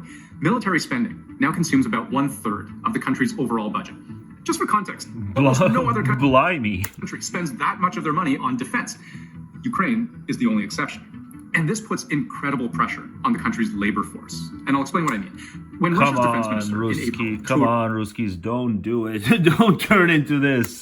Don't do it. He bragged about how they weren't just meeting, because you so don't have to do it. Rather exceeding production targets. The plant had just hired an additional 1,200 people, working around the clock to pump out tanks, armored vehicles, and flamethrowers. I know it's not us. I know it's not the West. We can't be that awful. You guys are doing all this shit all of a sudden. You know, remember 2005? Come on, Ruski. Remember 2005, around-ish, thereabouts? You know, cowboy looked your man in the eye. You know, sparks flew.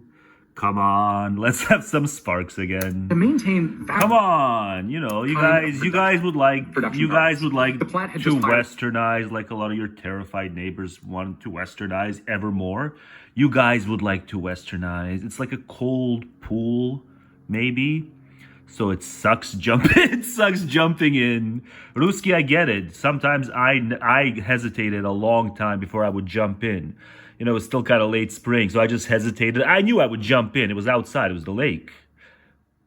Though they had the occasional outside pool where it was equally as true, but more so the lake. You know, it's still late spring. It's still cold, but you know you're going to go for it. You know you're going to go for a swim. You want to go for a swim. But it's not quite summer, and so you just wait till you jump in. Some people kind of splishy splash water, or like wussy. Like no, I just jump in. I don't splash water on myself. No, I just jump in. But you know, I wait sometimes. You know, more than a couple of minutes before I finally muster the will to jump in. But then I muster the will and I jump in. So Russia, just jump into the cool West pool. But don't do additional 1,200 working around the clock to pump out tanks, armored vehicles, stupid thing. It's the other stupid thing. Kind of production schedule. Russia. Lots of people. Look at Russia's unemployment. Your down peoples. 2%. Your peoples are hurting. Defense industries, where according to Russian official statistics, over 500,000 jobs have been added, and the water's not even that cold anymore. Yeah, water was icy. Water was icy in the 90s. You know, even all summer long, water was icy all summer long. The Western water was icy. Water's not that icy anymore. Jobs have additionally been created. Come on, Ruski, make the switch. In the workforce across every other sector. There is no industry left in Russia which not feeling labor shortage. 2.4% unemployment essentially means that Russia is above full employment and businesses are having a lot of trouble. Even I'm going to have to piggyback on some of these, labor market arguments, even though I'm the man who hates work. But sure, I'll piggyback on some of these labor market arguments. And consider what happens when labor is in high demand. Wages go up more than 9% in 2024, and that's on top of 8% growth in my opportunism, I guess. But yeah, it's fascinating. So Russia is the other ever fascinating nation. Of course, America being number one. What Ruta was saying is something that's becoming increasingly clear, which is that the Russian economy is now increasingly a war economy. It's built around and for the purpose of producing weapons, which is making it look a lot more like the Soviet economy, actually, from the 1970s, which is an interesting, interesting parallel and also shows where it could end up. But at the moment, they're building this weapons producing economy. Says Russia's going to fold. And it's clear, that's the model. You heard it here first. Russia's going to fold in about 15 to 20 years, But it's going to try to hold out on this war crap, but then it's going to fold again. And then maybe the West can do it right this time. And they're putting a lot of all their best technology and their best researchers and engineers and so on are all pushing in that direction. That's what they're doing now. I'm not going to make what and that means some that would for refer Putin to somehow as chauvinist jokes by saying, eat something and, yes, fraudster won, but eat something and. Reverse course. I'm not going to make the eat something and. Has a lot more consequences than people think. So what would happen to all that? I cast Anne as Maleficent, but I have respect for Anne. Stop it. I don't think so. What would happen to the hundreds of thousands of armed soldiers who are now in the field? Would Putin just bring them home and then they would go back to regular life? Is that something that's going to be good for him or healthy for Russia?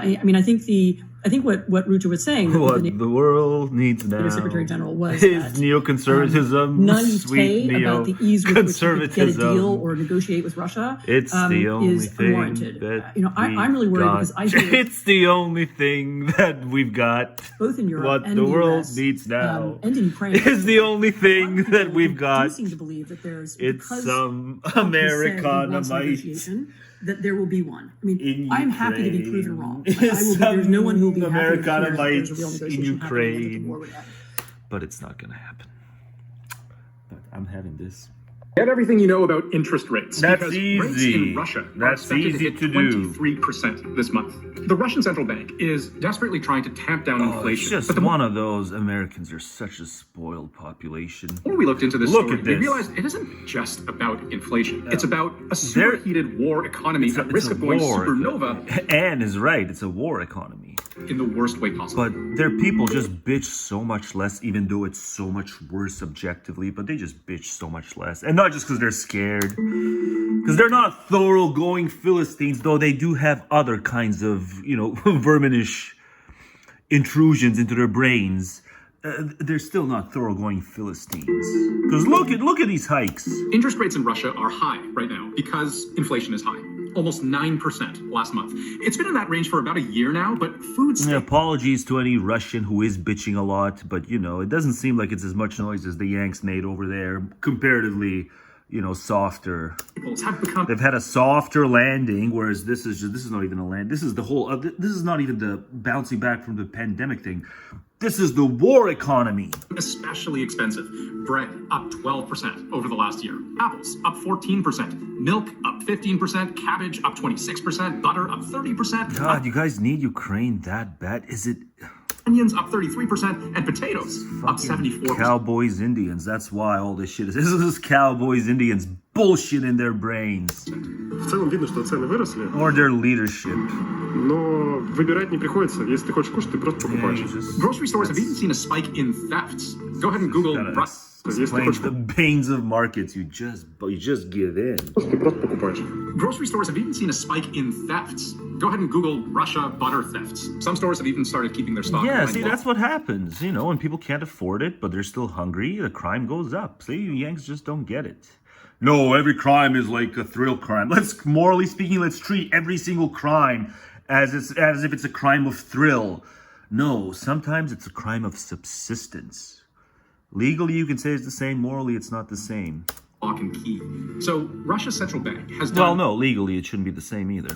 What central banks have done around the world Yeah, to rein in inflation. I'd be soft on a lot of crime, a lot of non-violent crime. I would be soft on it. Raised interest rates to 13%. But then the people who want to be softer on crime in the US, like they think they can rehabilitate everyone. Like there's no such thing as psychopathy. 15 to 16. Let's rehabilitate everyone like they do in social democracies in Europe. 20%. Yeah, psst, American progs, they don't rehabilitate the psychopaths in Western Europe. Those are old wives' tales. 21%. They try to rehabilitate who they can. Sometimes it pans out, maybe. But there is a steep price for making the cost of But yeah, the borrowing Russians... that high. For some Russians, Ruski has it bad. Prospect of home ownership impossible. Ruski's got it. Media, Ruski as renter. Ruski as renter. By 20% this year, and interest rates are squarely to blame. There were some construction firms, for instance, in Russia that have relied on borrowing from the bank. If you have a floating interest rate and the rate goes up, then suddenly your loan payments soar. The Russian Union of Shopping Centers has said more than 200 malls face bankruptcy because of the high cost of financing. And even those companies who are staying afloat just breaks your heart. Have to make some tough choices. But hey, that's the market. You can't argue with results. Take Russian railways, for example. They shouldn't be rescued. You know that? Yeah, there's not going to be any rescue. Because of the high cost. The American rescue, the Russian rescue plan. No American or Russian rescue plan for them. Because they're not bankers. Who are staying afloat have to make some tough choices. Yeah. Take Russian railways, for example. State-owned, the single biggest rail operator in the country, both passenger and freight. But according to a leading business daily in Russia, commie holdovers. Its loans have become too expensive. Commie and holdovers. Despite figuring it needs to spend around 1.3 trillion rubles, or about 17 billion Canadian, just to maintain investment levels, it's planning to scale that back by more than a third. I hope you guys don't go communist again. That likely means sacrificing expansion plans to instead pay ballooning No, interest we don't need more Maoist scares Vatnik. payments. Or I guess, in reverse. Vatnik scares Maoist. Reportedly gone up about $4 billion US since rates started shooting up. But here's the bigger problem. This traditional lever of cooling inflation by hiking interest rates... He's explaining. I'm just clowning, but he's explaining. Good CBC news guy. Good guy. Traditional lever of I give him props. by hiking interest rates. That was before. Had I known at this point that I would discover their disabled comments, disabled sins, I wouldn't have given him these kinds of props here. I guess it's important to play it again. News guy, good guy. No, bad guy, but not the worst guy in the world. Both men like to practice. That's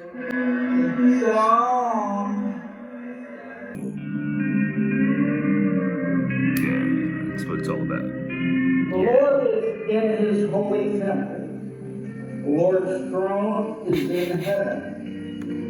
His eyes behold, his eyelids test the sons of men. The Lord tests the righteous. People come from all over the state to listen to the preaching of one of the most revered pastors of the militia. Oh, man. Upon the wicked he will rain coals, fire and brimstone, and a burning wind. For the Lord is righteous, he loves righteousness, his countenance beholds the upright. Steve Bradshaw is the head of the Kukulala Evangelical Church, and even It's La Cucaracha Evangelical Church. What did I do? Oh, well. His followers carry their weapons. Yeah. They will do anything to defend a way of life that is dictated by the Old Testament. Good luck, America. To those who follow laws of the government, Pastor Bradshaw promises the apocalypse. I am the snake. One of the big powerful nations that exist today. It is referred to in Revelations. What are they trying to... Lord God, we thank you for this day. And you're ready to fight this? I'm ready to fight all the time. God called me to be a warrior, not to be not to be asleep. There's a difference between a pastor and a shepherd. A shepherd is willing to lay his life down for the flock. We're prepared to take on the wolf when he shows up, or the bear or the lion. And if you're not prepared to do that, then the wolf is just code for civil society. You can't be a good shepherd. On earth, as it is in heaven, Pastor Bradshaw promises protection and salvation to his followers. Teams up with this guy. In the battle he is fighting, he has made an alliance with Clyde Tinley. He and his men are in charge of security around the parish. Are you guys concerned about the constitutional crisis embroiling your country? Oh no, you voted for it, right? Okay, never mind. Evil Silly can be me. everywhere. Silly me. So we just make sure that Evil? they don't get in here. Evil can be anywhere? Evil? Evil can be Evil everywhere. as that which just runs afoul of our sensibilities and prejudices and, parochial silliness. That's all evil. You run afoul of that, you don't even want to. It just so happens because the shit ma and pa taught is just that stupid and parochial and false. And so it's like you don't even want to run afoul of that shit, but if you do, you're evil. So, but I'm wearing shades and a badass cowboy hat, and my whole getup is badass, and so it's like a lot of stupid people they'll side with me because I'm like whatever. Harry something or rather, Clint Eastwood, Dirty Harry. Yeah, I'm Dirty Harry. So yeah, Joe Rogan will have me on the podcast, and we'll take the piss out of the other side, even though we're all the freaking causes of the constitutional crises. But no, Joe Rogan will have me on because I look like Dirty Harry. We just make sure that it's just more lookism. They don't get in here. Jokes And on him. God willing, we never have to put our skills to use, So, but we're certainly ready to do that. It's like if it were a sane society, the lookists would target him, but because he's Dirty Harry. To defend their look at vision of him. America, He looks the clownish. two men are ready to die as martyrs with their arms in their hands. It's back to pasta. It's pasta time. Oh, he just is Darwinism. He just is. Like, he thinks he's whatever, young earth creation shit, but if he looked a little closer, he just is Darwinism. In Pastor Bradshaw's garage are more than... Like sensibility Darwinism. You shan't say there's anything off with my sensibilities. My sensibilities will rule the roost of my community.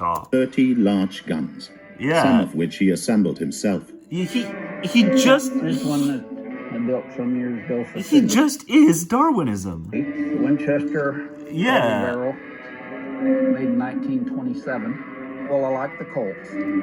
This is an old Colt. This is how you do it. This is Fred. He hadn't been fed lately.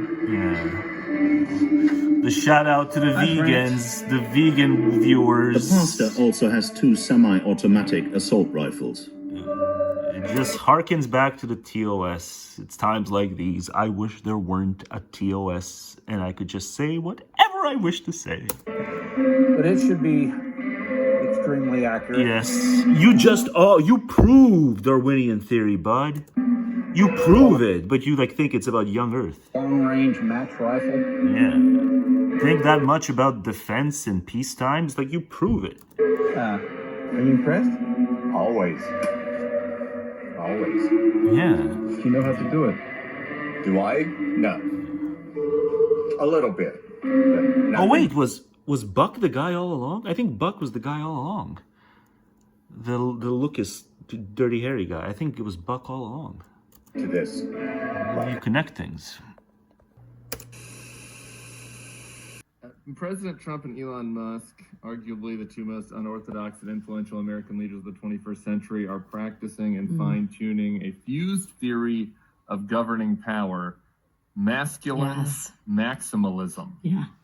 I stopped reading after that. I saw that and I was like, okay, we're just control. I can tell you the next X. sentence was about how it was all guys that are in charge and they're just using their maximum power. I don't. Finally, is what I say. I guess it seems to me like it's kind of like small dick maximalism.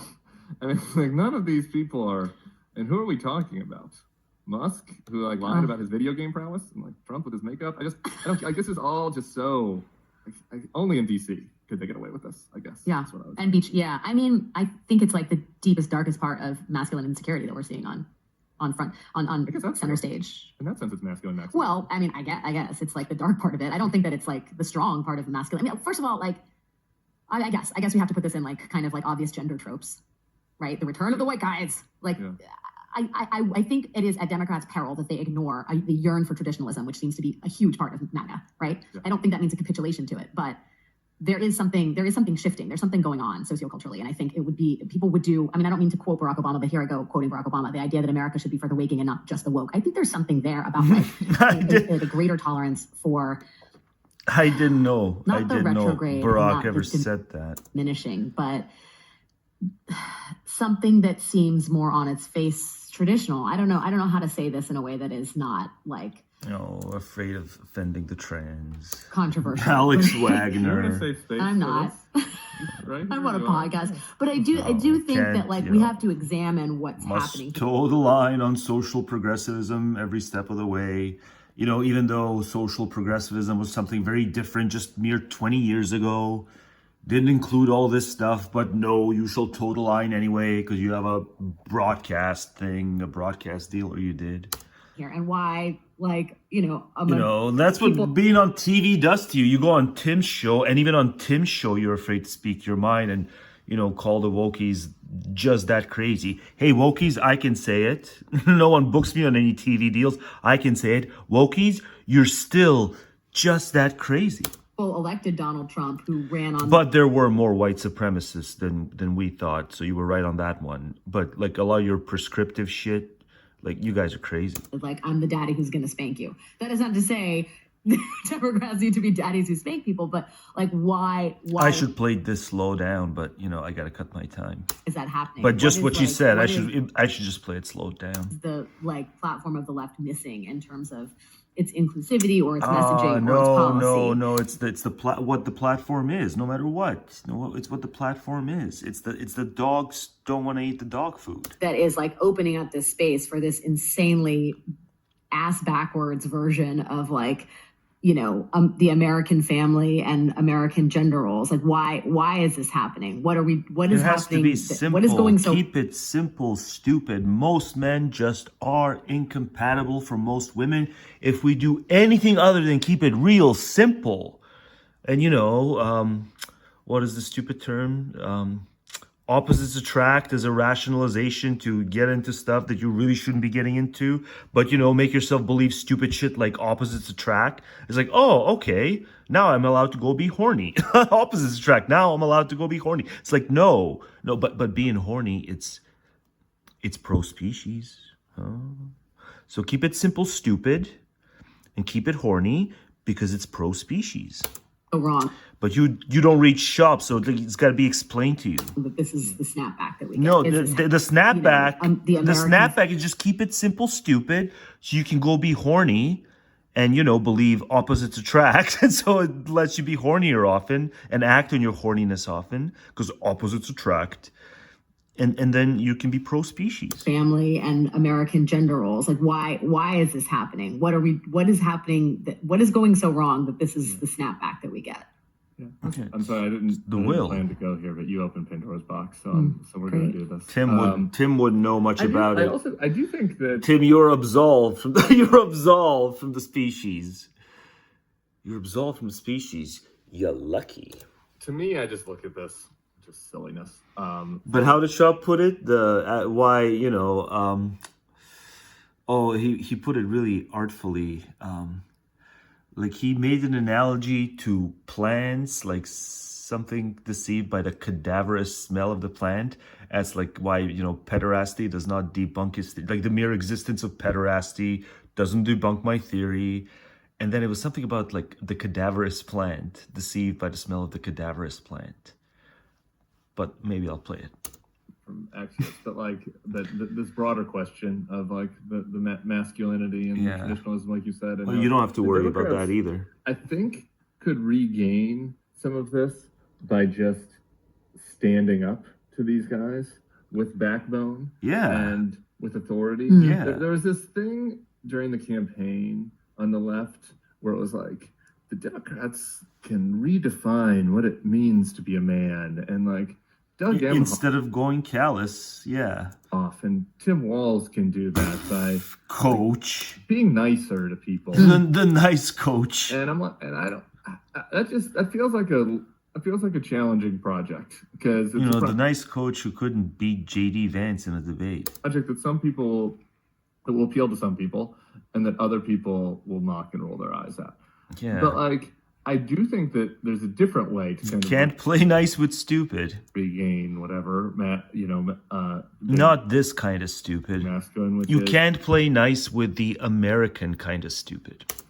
Standing up to these fuckers and defending people and doing it unapologetically, right? And Dems could go callous. But even I said, like, if I have to do that every single day, it's like, yeah, I'll be an asshole.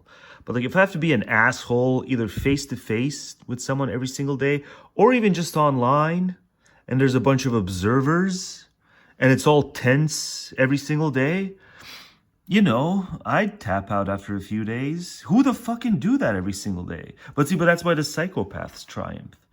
It's precisely the psychopaths who can withstand tension, because for them it's not even tension, to be at odds. It's just, I don't know. It's like wanking. Having to feel like, I think the one thing that he could have done is when Trump made fun of his wife, he could have punched him. And I was like, literally? And he was like, literally? Well, had he punched Trump on the face on the debate stage? Yeah, sure. I That's feel where like we need to go, Tim. That might have been explicit that might have been the thing that could have saved us. Like, if we could have done one thing differently, maybe he needed to punch him. Yeah, I mean, so maybe what you're suggesting is a tougher edge with the same expansive ideas about gender. Like an ass-kicking version of a beta cuck. I'm kidding. Yeah, maybe. Okay. So there's pearls, and there's who says I'm kidding that quickly after a joke? And there's also punching. That's when broadcast TV stuff has utterly warped your comedic courage. You got to say I'm kidding right away. Can we do all someone of in the those nuts? things? Can we do all? You should never say I'm kidding, even if people seem profoundly offended. But if you're of the TV mold, you'll say I'm kidding. The sentence won't end. The sentence continues. The joke continues into the I'm kidding as the end of the sentence. Listen, but can I just say part of it is not about politics. It's just kind of where we are as a society, and we're trying to fucking You have to signal your unwillingness to offend within the joke. You have to signal it. Through the darkness. Or utter it. It's complicated. It's really hard. And I gotta say, like, people who have been marginalized for a long time and are just getting, heard and seen are like, yeah, fuck you. I'm not going back into the darkness. And the people who are on the downslope, which is to say, or feel like they're on the downslope or becoming less powerful in society, are like, yeah, fuck that. No way. Like, I like my seat just fine. Well, are they? Or is it that they feel like, does any of this, demographically, does it have a concrete reality? Maybe whoever you think are marginalized, half of them are worse off than the other half who you think are not marginalized. And there's all these other breakdowns. And, we can even use worse off and better off based on all this social engineering, not based on how the cookie would have originally crumbled.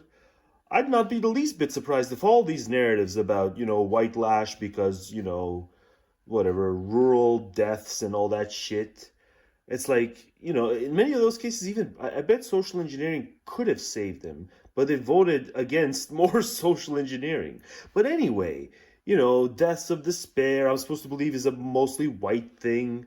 It's like, why shouldn't these, Tyrone shooting Jamal, south side of Chicago for a pair of sneakers, why aren't those deaths of despair simply because they also involve firearms and criminality? There's a kind of despair to what Tyrone and Jamal get up to. There's a kind of despair that motivates it. So it's all deaths of despair. But, don't think that any of these narratives about, marginalized are rising and the oppressors are downfalling, it's not to do with anything. Thank you so much.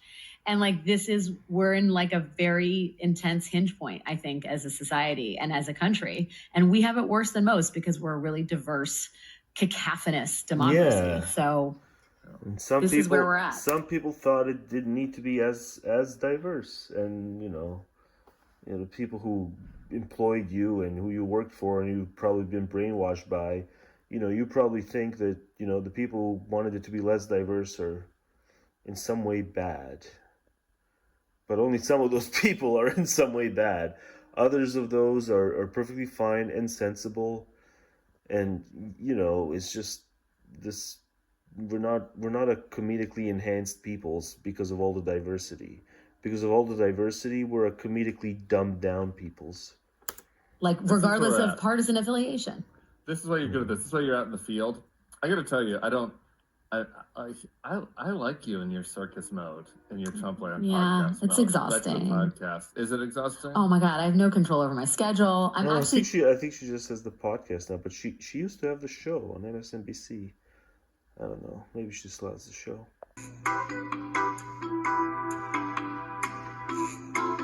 Naked kiss my red, white, and blue ass.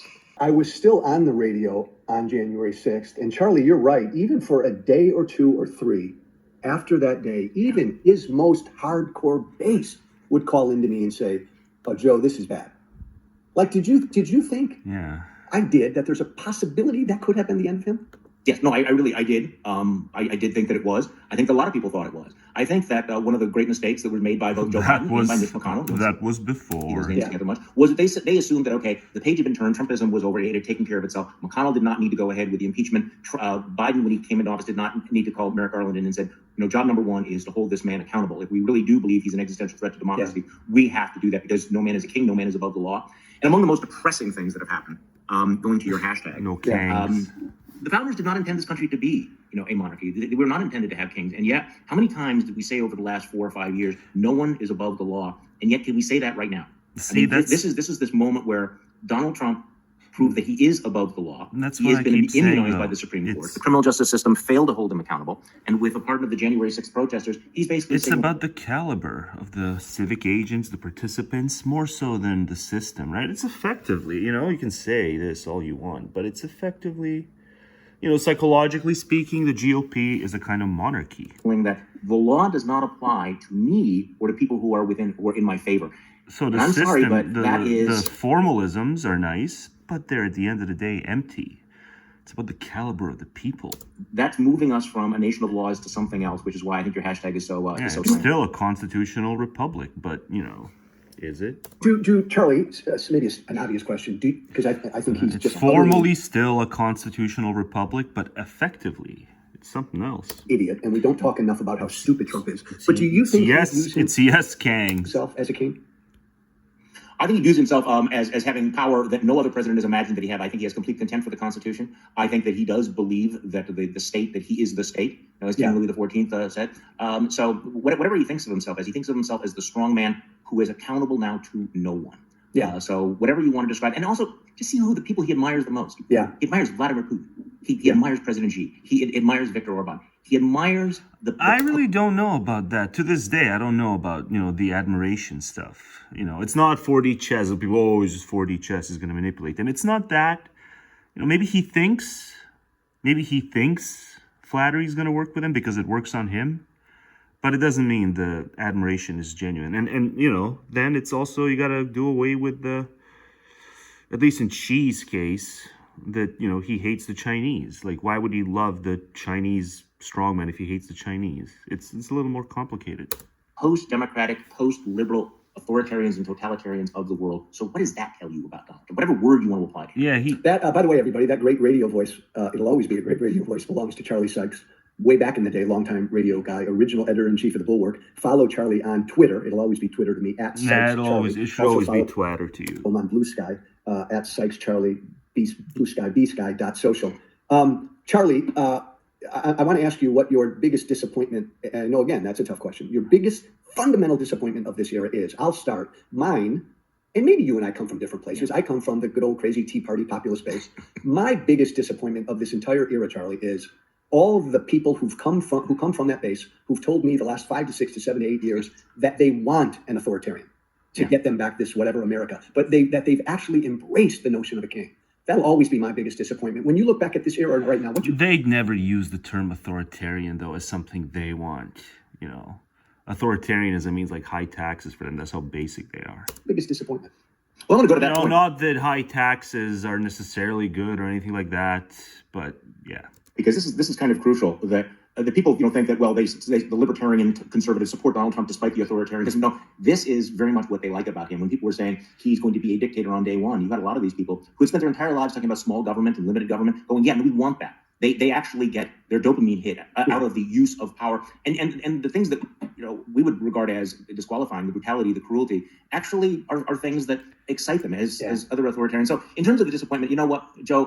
This is what it looks like for people who endeavor to be consistent in their political philosophy. This is these two and other, to this day, never Trumpers, but there's fewer of them. But yeah, whereas all the other ones, it was just talk.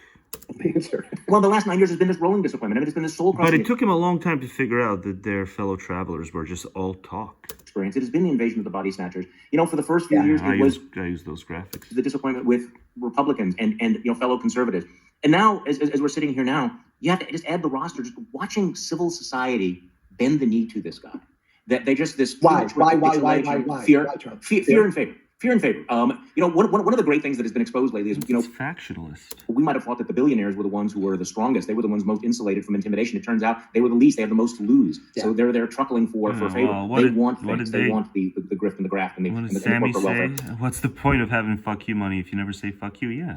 But there's the fear of people who don't want to antagonize him. Yeah. And quite frankly, there's some exhaustion out there. So watching the media exhausted capitulate, watching the entire business community, capitulate to him, this is a disappointment. And also, we can get into the Democrats. Yeah. One of my big disappointments was, and continues to be, that Democrats talk a good game about Trump being an existential threat to democracy and our constitutional republic. They sounded the alarm how dangerous this man was, what the threat that he posed. And yet, once the election was over, it was almost like they went through this. It's almost as if they thought they were going to guaranteed win. That's what they thought. They thought they were going to be a guaranteed win for them. Because how would they have, why not plan ahead? Why not war game it? What do you do if you lose? You call them a fascist and then you show up at the inauguration? They just didn't think ahead at all. Civilization process where it's like, okay, we didn't really mean that. We're still going to have fun over for tea and we're going to still ride in the car with him. And we're still going to go to church. All of this. It's like you say no, he's not a fascist because you think you'll have to show up. If you lose, you'll have to show up to the inauguration and do all the other photo ops. But then, knowing there's a non-zero chance that that's going to happen, and if you watched me, a significantly higher chance that that's exactly what's going to happen is he was going to win. So then don't call him a fascist out of expedience for knowing that you have to abide by the norms following the election. But they just couldn't think ahead at all. Urgency. You can't both say yes, he's a fascist, and then also show up and play ball. Maybe where you and I, as OG Never Trumpers, are like, look, we have been consistent. Yeah. But somehow they did it, and they still can't see how stupid they look for it. The Dems. We have been talking about the danger that Trump poses. The prime directive of the last 4 years for Joe Biden was protect democracy, hold Trump accountable, keep Trump from returning to power. And I think that if you look at it through that lens, as opposed to some Democratic agenda, Joe Biden failed to do that. For Joe Biden failed to do that. Spectacular. So Charlie, why is that? Because everything you just said has infuriated me. Joe Biden and Barack Obama and Kamala Harris, like you and I, during the campaign said he's an existential threat to democracy. Kamala Harris, when asked, is he a fascist, said yes. So boom, boom, boom, boom, boom. There we go. If I were the vice president or the president, and I'm assuming you wouldn't have too, I wouldn't have invited him. He won. You and I accept the result, but I wouldn't have invited him to the White House. I wouldn't have had tea with him. Because they just can't war game anything. Have gone to his inauguration. So why? they're dull fellows. Why did they and dull dudette? Well, I think it's the asymmetry. They feel that. Well, no, I think it's the asymmetry. I think they've told themselves that he behaved in a boorish manner. They just saw that the midterms wasn't a blowout, and so he thought, I got this in the bag because the 2022 midterms they didn't get blown out. But he should have just looked at his approval rating. If the approval rating had been 70%, then maybe you got half an argument to run for re-election. But the approval ratings just dipped in the summer of 2021 and never recovered.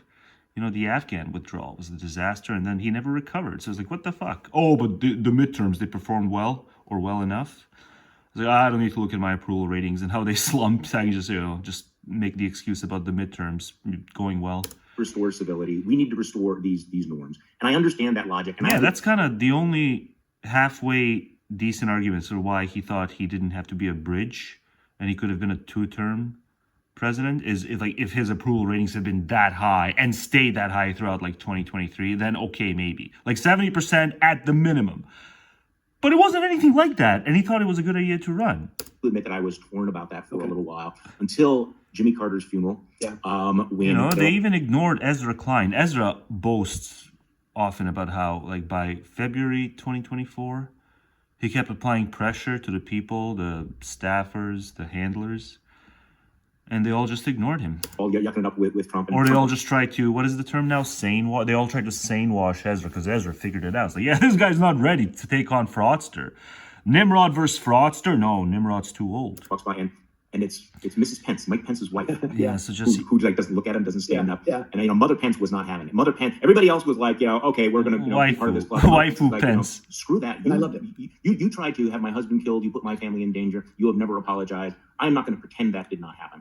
And I do think that one of the things that Donald Trump that's what it takes now, is and again he's not the threat of murder, and then some people give some pushback. Responsible for this is that the immediate family members will give pushback. Even Pence doesn't give strong pushback, but Waifu does. Using the forms and the norms of democracy to undermine democracy. He's using the constitutional thing, and so Joe Biden was gracious. It's an evergreen problem, democratic pluralism. But then, do you take it game theoretic? Or do you just abide by principle? Are you going to be deontic in terms of your democratic pluralist principles? Are you going to be game theoretic? Or are you going to be deontic about it?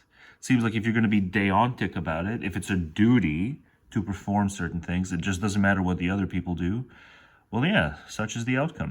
Donald Trump did not reciprocate in any way whatsoever. So I'm pro-civility. But at some point, I can imagine lots of Americans watching this going, okay, so this was just politics, right, when you said these things. Right. This was just your kabuki dance. This was like, wink, wink, wink, I'm going to say you're a terrible person, and then we're going to go out and have beers together because this is just the way the game is played. It's not a game. And I think that this is where some of us can't war game anything at all. They couldn't think about, we're not guaranteed this win, so we probably shouldn't use the F-bomb. Because we're going to have to, attend his inauguration if he wins. But they just couldn't think. They couldn't think it out for once. We're kind of feeling that we're used to being... Just as I bemoan all these other issues where people just can't seem to just sit down and think it out for once. So the new plan is, we'll tie California aid to the debt ceiling. To the tragedy on the ground, you're also seeing gross mismanagement in California by elected officials, and it's heartbreaking to hear the fire chief say that they've diverted all of this money away from the fire department. This is one of those double standards things. Used for social programs. We're already positive. That is not what the fire chief said. Yep. In fact, the programs that got cut in the fire department have to do with equity. Cedars shouldn't be anyone's cup of tea, but when you're right, you're right. And going around to communities. It's sort of the opposite. But go ahead. But in scarcity, all these receivers of government benefits, disproportionate receivers, it does make sense in a world of scarcity for them to be at each other's throats. Wildlife relief versus ordinary normie social programs. Yeah, it's scarcity. So it only makes sense, but you try to always obscure that. It's no, they're on the same team. No, not insofar as scarcity and debt. The government is nationally indebted. John Barrasso. 35 trillion counting. Money away from the fire department to be used for social programs when they were already stretched too thin. So yes, I expect there's going to be hearings, there's going to be requests of Congress. There can't be a blank check on this, however, because people want to make sure that as rebuilding occurs, as things go on in California, they have to be resilient so that these sorts of things can't happen again in the policies of the liberal administration out there. Yeah, I believe so just imagine the shoes on the other foot, and Biden comes up with some whataboutism and strings attached. Yeah, come on. We'd never hear the end of it, and they can't see it. It's worse. Do you expect, though, that Congress and Republicans will just let it slide. Still help these Americans in need, even if they don't like their local politics and the party? I expect that there will be strings attached to money that is ultimately approved, and it has to do with being ready to the next time. Trumpy strings. First of all, Trumpy catering strings. It's just shocking to me that Brandon probably gets paid what she gets paid without, you don't even listen to what's being said without asking this question. Can you imagine? I don't know who would be the equivalent. Dick Durbin or somebody coming up and talking about those North Carolina floods? But it plays because on some level everyone understands, and probably the cons are more, conscientious about it. Scarcity is still a thing. You guys don't spend enough time dealing with the fact that scarcity is a thing. And so a lot of things that you want to say are intersectionally woven. Actually, no, they're very much at odds, especially when it comes to government spending. So you know what? Ain't no intersectionality gonna get you around the fact that scarcity is a thing. You know, an extra dollar to wildlife relief is one less dollar to whatever, some kind of new healthcare plan that'll have to deal with RFK's crazy ass. I'm not sure, in the aftermath. Oh, nice work, me. They built these towns in places where the floods are going to happen. They should have these highways. We're going to put some strings attached to it. Do you know the months of attacks that any Democratic senator ever said anything like that? Ever. It would be relentless. Durbin's a bad example. This guy's from Wyoming. And as a North Dakotan, I can say a senator from Wyoming has nothing to offer a state as big as California in terms of how to deal with these giant budgets and fire and a giant metropolis. It's a joke that gets asked about. There were more acres of wildfire in Texas last year than in California. Enmity. You don't hear about it. I remember them having enmity mainly for the donors, corporate Dems and stuff like that, but they never quite extended it back when I'm watching for the first time in ages. It's like, yeah, they have a lot of enmity as well for their fellow Americans. What did I do? Because people aren't living there in those parts of the state. I mean, so the idea that we have a system, understand, that can allow a Republican senator to go on national television. I'm still gonna dislike your politics, Sam Cedar, no matter what, broadly speaking. And your cheap shot artists occasionally when it comes to largely innocent figures like Sam Harris. I'm not gonna like your tactics or your politics. But, if you guys just turn misanthrope, I'm gonna be okay with you. This is why broadly, this is just not a segment taking shots at y'all, because I feel that you're teetering. You're teetering on the edge of misanthropy. You can do it. Yeah, it'll cost you. You won't be primarily political commentators anymore. Actually, I don't care what you do. You just need to go away. But Sam Cedar, you did some voice work, man. You did some voice work. Bob's Burgers, right? Just come on. Join the club, Sam Cedar. Become a misanthrope. You're going to leave stupid Dane behind. And say, we're going to put strings to this massive you're gonna wanna, climate change fuel disaster. You're going to want to continue believing in stupid crap like intersectionalism and solidarity. You hear nothing about it. Yeah. Just even the concept.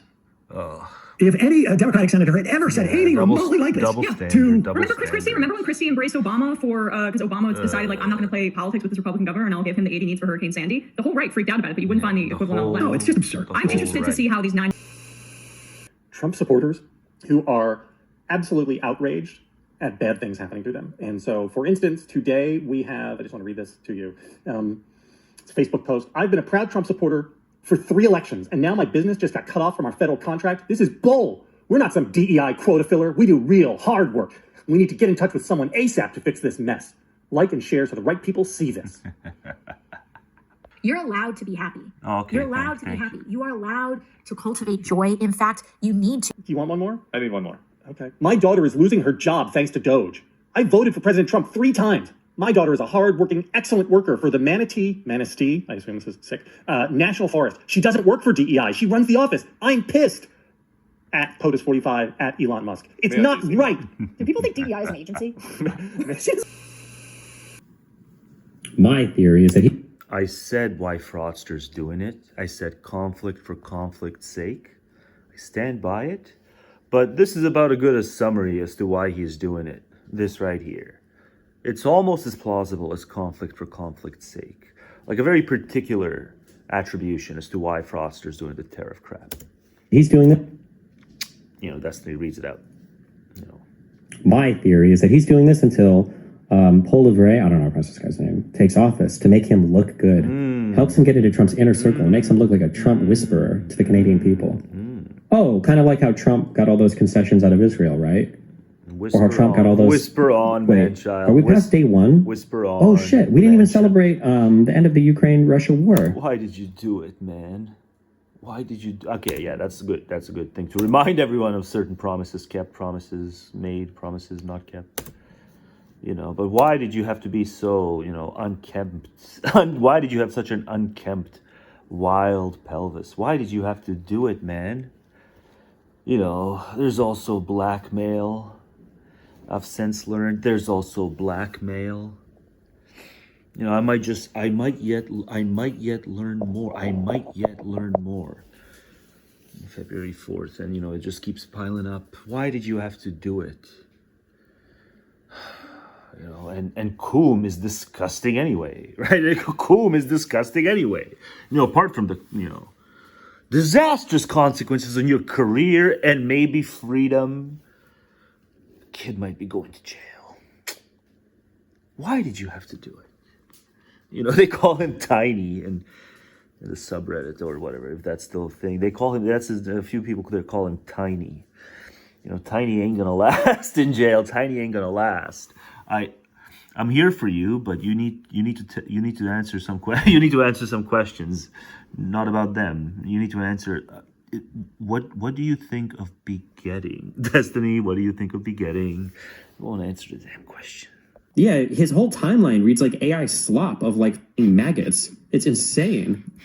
Can you explain why you think Trump is doing this? No, I can't. I cannot. You just did. You read out the guy. The guy had almost as good a theory as me. Putin or like dictators, usually you have a you like understand what the point is.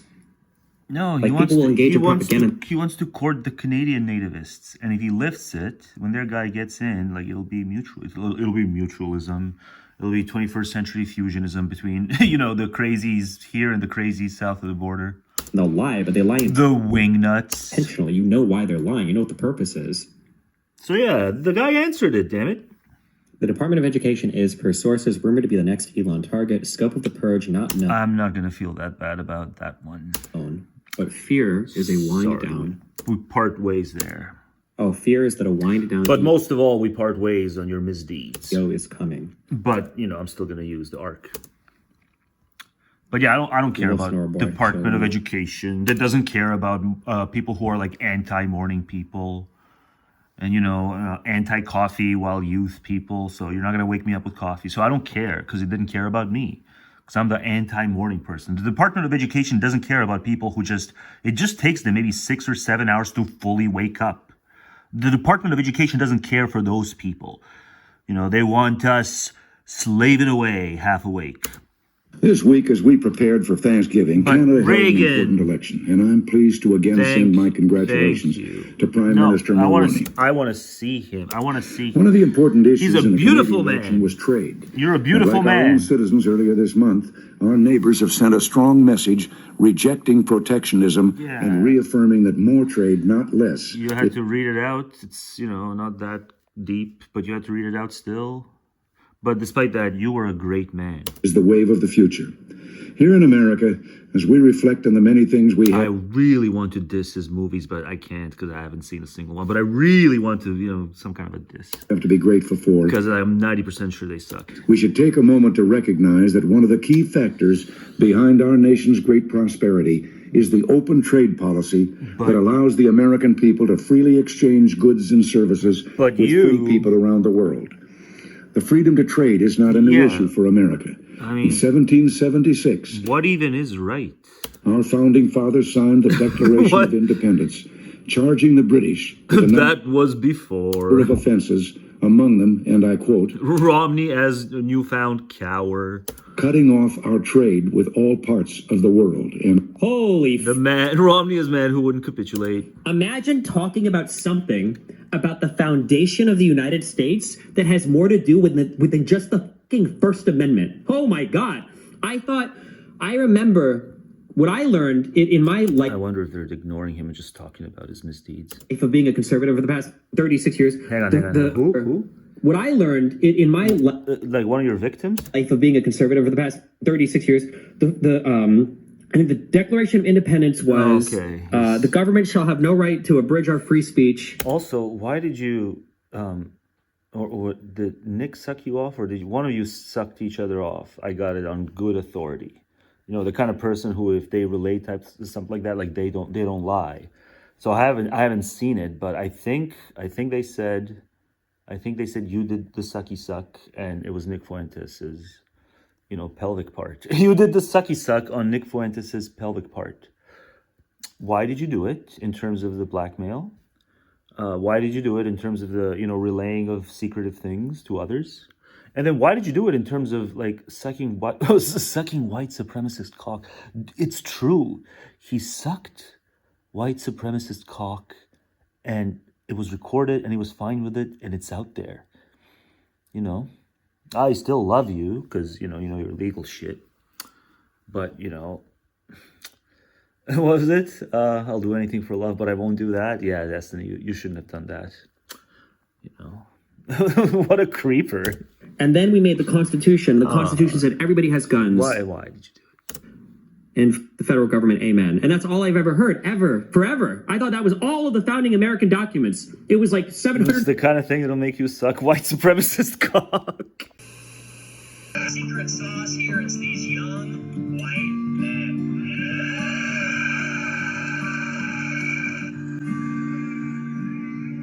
I'd asked you then what ideas bound them together. What would you have told me? It's Ezra. It would be, I mean, JD. I'm back to is the Ezra. perfect person. JD is the sort of unifying figure. JD as unifying figure. Is for this intellectual wing. See, Fraudster sniffed it out right. Like, as they would say. JD as bridge man. Their guy, which is a term that comes up. It's called street smarts. A lot in these worlds. And what that means is not just he shares some politics with us. It means he's formed by the same forces as them. As much of a bitter pill as it is, it's true. Fraudster has more street smarts than any Democratic president in recent memory, and maybe any Democratic president ever. Maybe more than any GOP president ever, right? Fraudster, because he picked the right guy. JD had like one foot in every little hole. Largely derived from Twitter and old neo-reactionary blogs and things like that. I read those. But so with JD... I read the neo-reactionaries and I was like, okay, where's the punchline? When are you guys going to get to the persuasive part? There was no punchline. But they didn't read me back. I just read them thinking that, maybe the courtesy would be extended the other way. No, they didn't read me back. So I stopped reading them. And now a decade later, and they're pretty much in power. He had a conversion to a worldview JD. That is, I would say now, pretty general amongst MAGA spheres, but wasn't in 2022. No. He had a conversion towards a politics where he saw a global empire deriving from the imperial seat here in Washington, D.C., that was run by people who were actively engaging in politics detrimental to and plundering the wealth and essentially value systems of the people he came from. Of who? Oh, give me a V. He describes them as my people. Give me an O. When you hear it, you go, what is give me an the L. subtext of that word? And you could sort of argue that J.D. Vance is... Give me a KKK. In the modern era, the first type of politician to use phrases. No, not ironic. It's just a cleaned up version of the KKK. It is. It's like my people with the subtext. The thing that has to be grappled with the most is that the wokies were more right than any of us were willing to admit. Wokies always saying there's remnants of the KKK and stuff. It's like, that's all. Well, I mean, come on. Why cancel even the symbolic ceremonial stuff, the National Day of Remembering MLK and stuff like that? Why do that? That doesn't accomplish anything. No, it's just because those are the people that, say the great-great-great-grandpappy is wrong. And by golly, we can't have anyone saying great-great-great-grandpappy is anything other than cool. Those are our ancestors, man. And now those people are in power and canceling all kinds of, anti-discriminatory both laws and these, symbolic events. So possibly that means, Anglo-Saxons and Scots-Irish people living in Middle America and building a politics around them. And so, JD came to this with an idea. I get frustration with stupid, social progressivism and stuff like that. But most of what ails those people, Middle America people, it's of their own doing. It's their own freaking pathologies, and they just don't have enough introspection. They make it all about, their fellow compatriots in the outgroup, and they can't be spoken to. That the Jamie Dimons. And the country does have to split. I'm sorry to say, you heard it here first. The country will have to split. This is unsustainable. Even midterm, every time even the midterms roll around, it's existential. Like, we can't, you Yanks can't keep doing this every 2 and 4 years. I wish the Volk could listen, but clearly the Volk have made it clear they're past listening to anything that doesn't emanate from their own. Zuckerbergs and people like that were not just sort of like enemies because they And I guess a lot of people in the Northeast are kind of coming along. People who are kind of traditionally blue voters, they find something interesting in that too. Conservative. They're actually class enemies and enemies of an oligarchy that they wanted to replace and essentially become. They got into gender a bit later. I'm going to try to find out where, but they got into gender stuff that really flattered kind of what I said on in the video towards a coherent left-right war. Yeah, they didn't say, better limb than simp or any of that fun stuff, but they put their own spin on it. And I'm like, once again, I am prescient. In fact, check on human progress.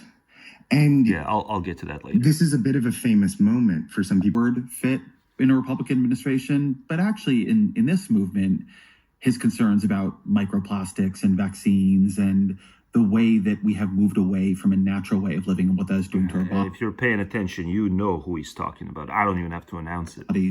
Fits. RFK fits. That's what he's talking about. Of course he fits. The crazy fits with the crazy. A weightlifter, but there's a lionization of the aesthetics and I would say almost spiritual dimensions of weightlifting. Yeah.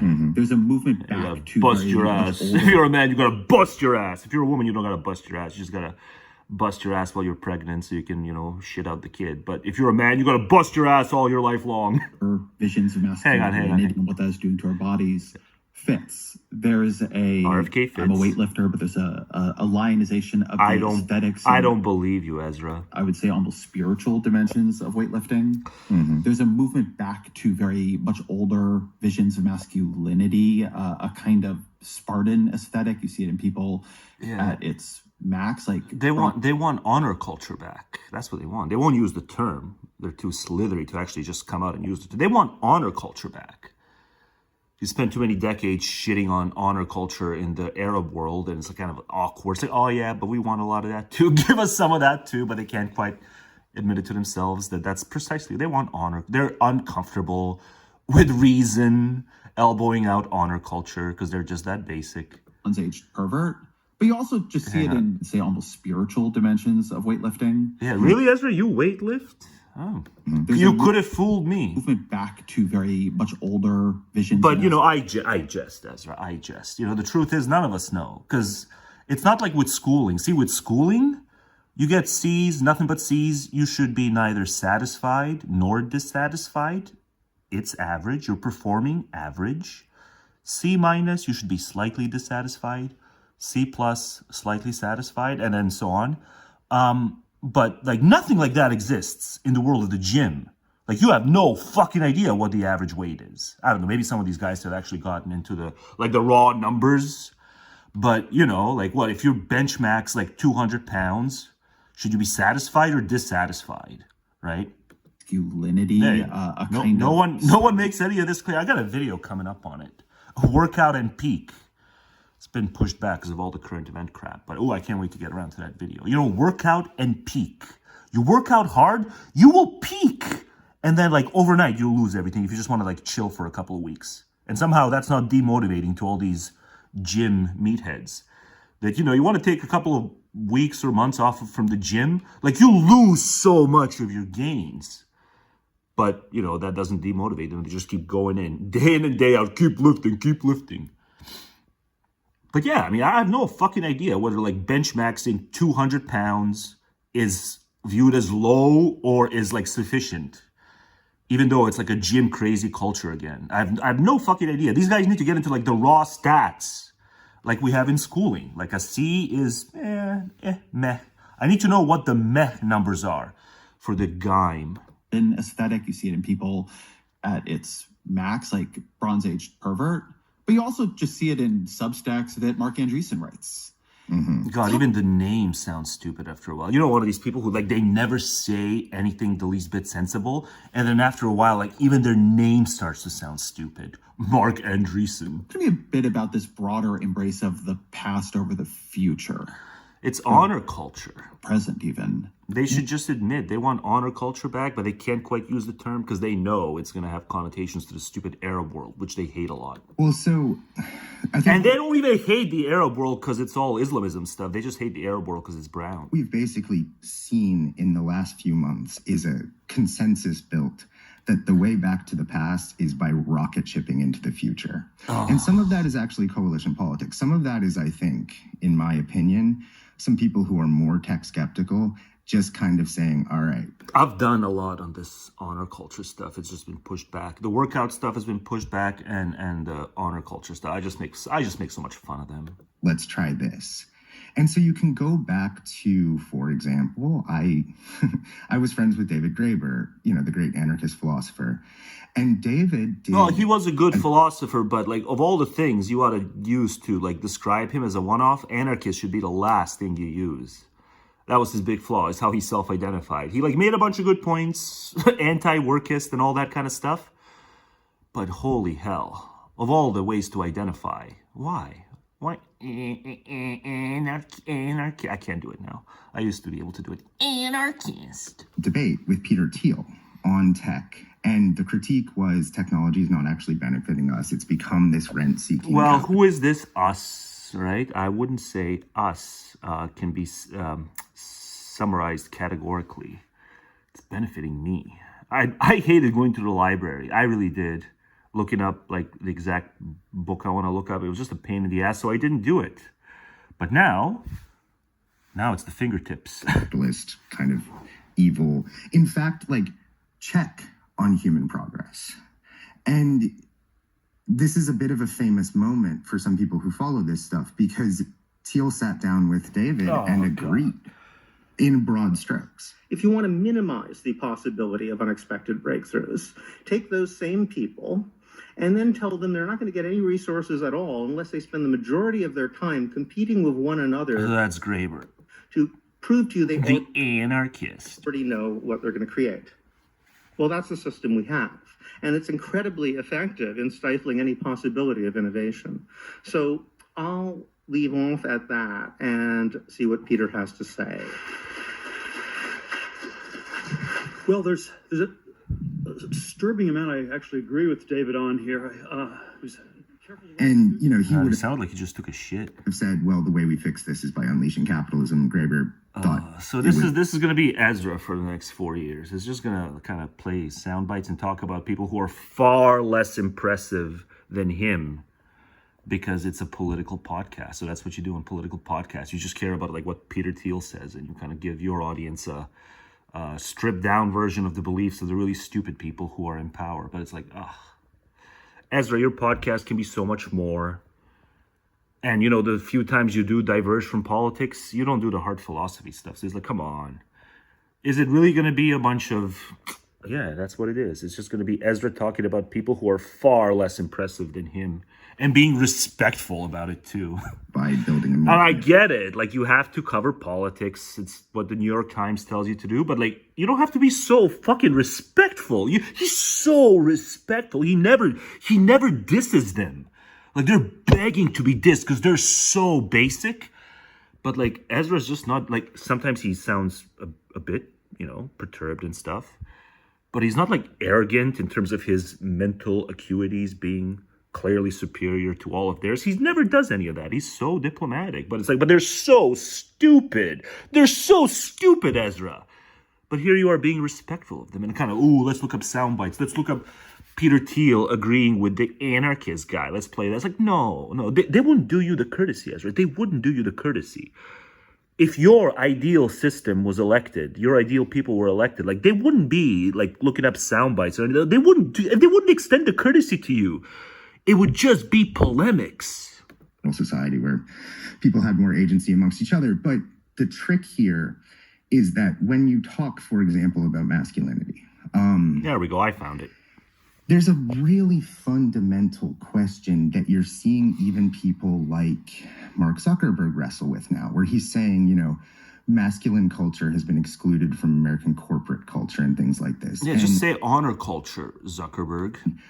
But no, you can't say that. People are wondering is, do men need violence to feel good? Like, are men supposed to be ultra competitive and, the best men get the best women and the others are sort of shunted aside? And, that's sort of the Bronze Age pervert kind of thing. Do men need a physical culture in order to feel good in their lives? Well, some men will need that more than others. That's the fucking truth. Maybe some men need it none whatsoever, but yeah, T levels, there's varying T levels. So yeah, some men will need it more than others. And there should be outlets for that. And there are, right? Like, it's not like the Dems don't prohibit joining one of these leagues, right? MMA and shit like that. Like, the Dems aren't out there saying that ought to be prohibited.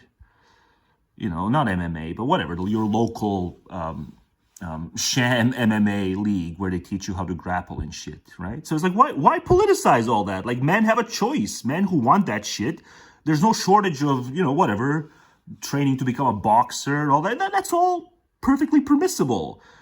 The Dems never made that anything other than permissible. It's just, is it encouraged? No, it's not necessarily encouraged.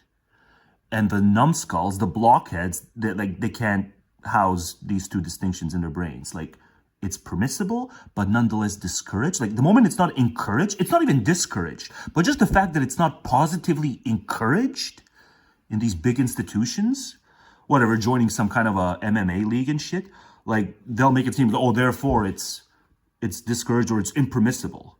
So they're basic. Progress and do excellent work in whatever field they've chosen. And what we're seeing is that turns out to be quite compelling, even to bring. But yeah, this is where typical mind fallacy just utterly discombobulates just about everyone who chimes in.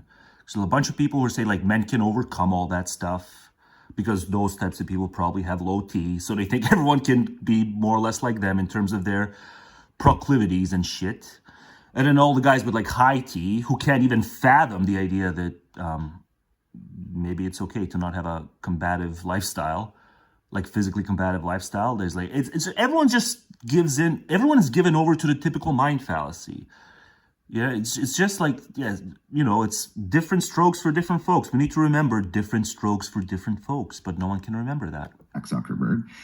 To someone who has discovered, as I did many years ago, Brazilian Jiu-Jitsu. Yeah, but hang on. Yeah, that's the one I was thinking of. But hang on. See, because it's a competitive society. Because we have egos. That's me. Lefties, we have egos. That's me in the last video. I'll only use lefty and righty when I truly believe that everything lines up to the person, and I'm not excluding anyone. That's the only time I'll use left and right. I've just figured this out. So lefties who believe in a free, collaborative society that doesn't have any competition in anything that's important. Yeah, you get it. You'd rather lack balls, but, have more insight, if it has to come to that.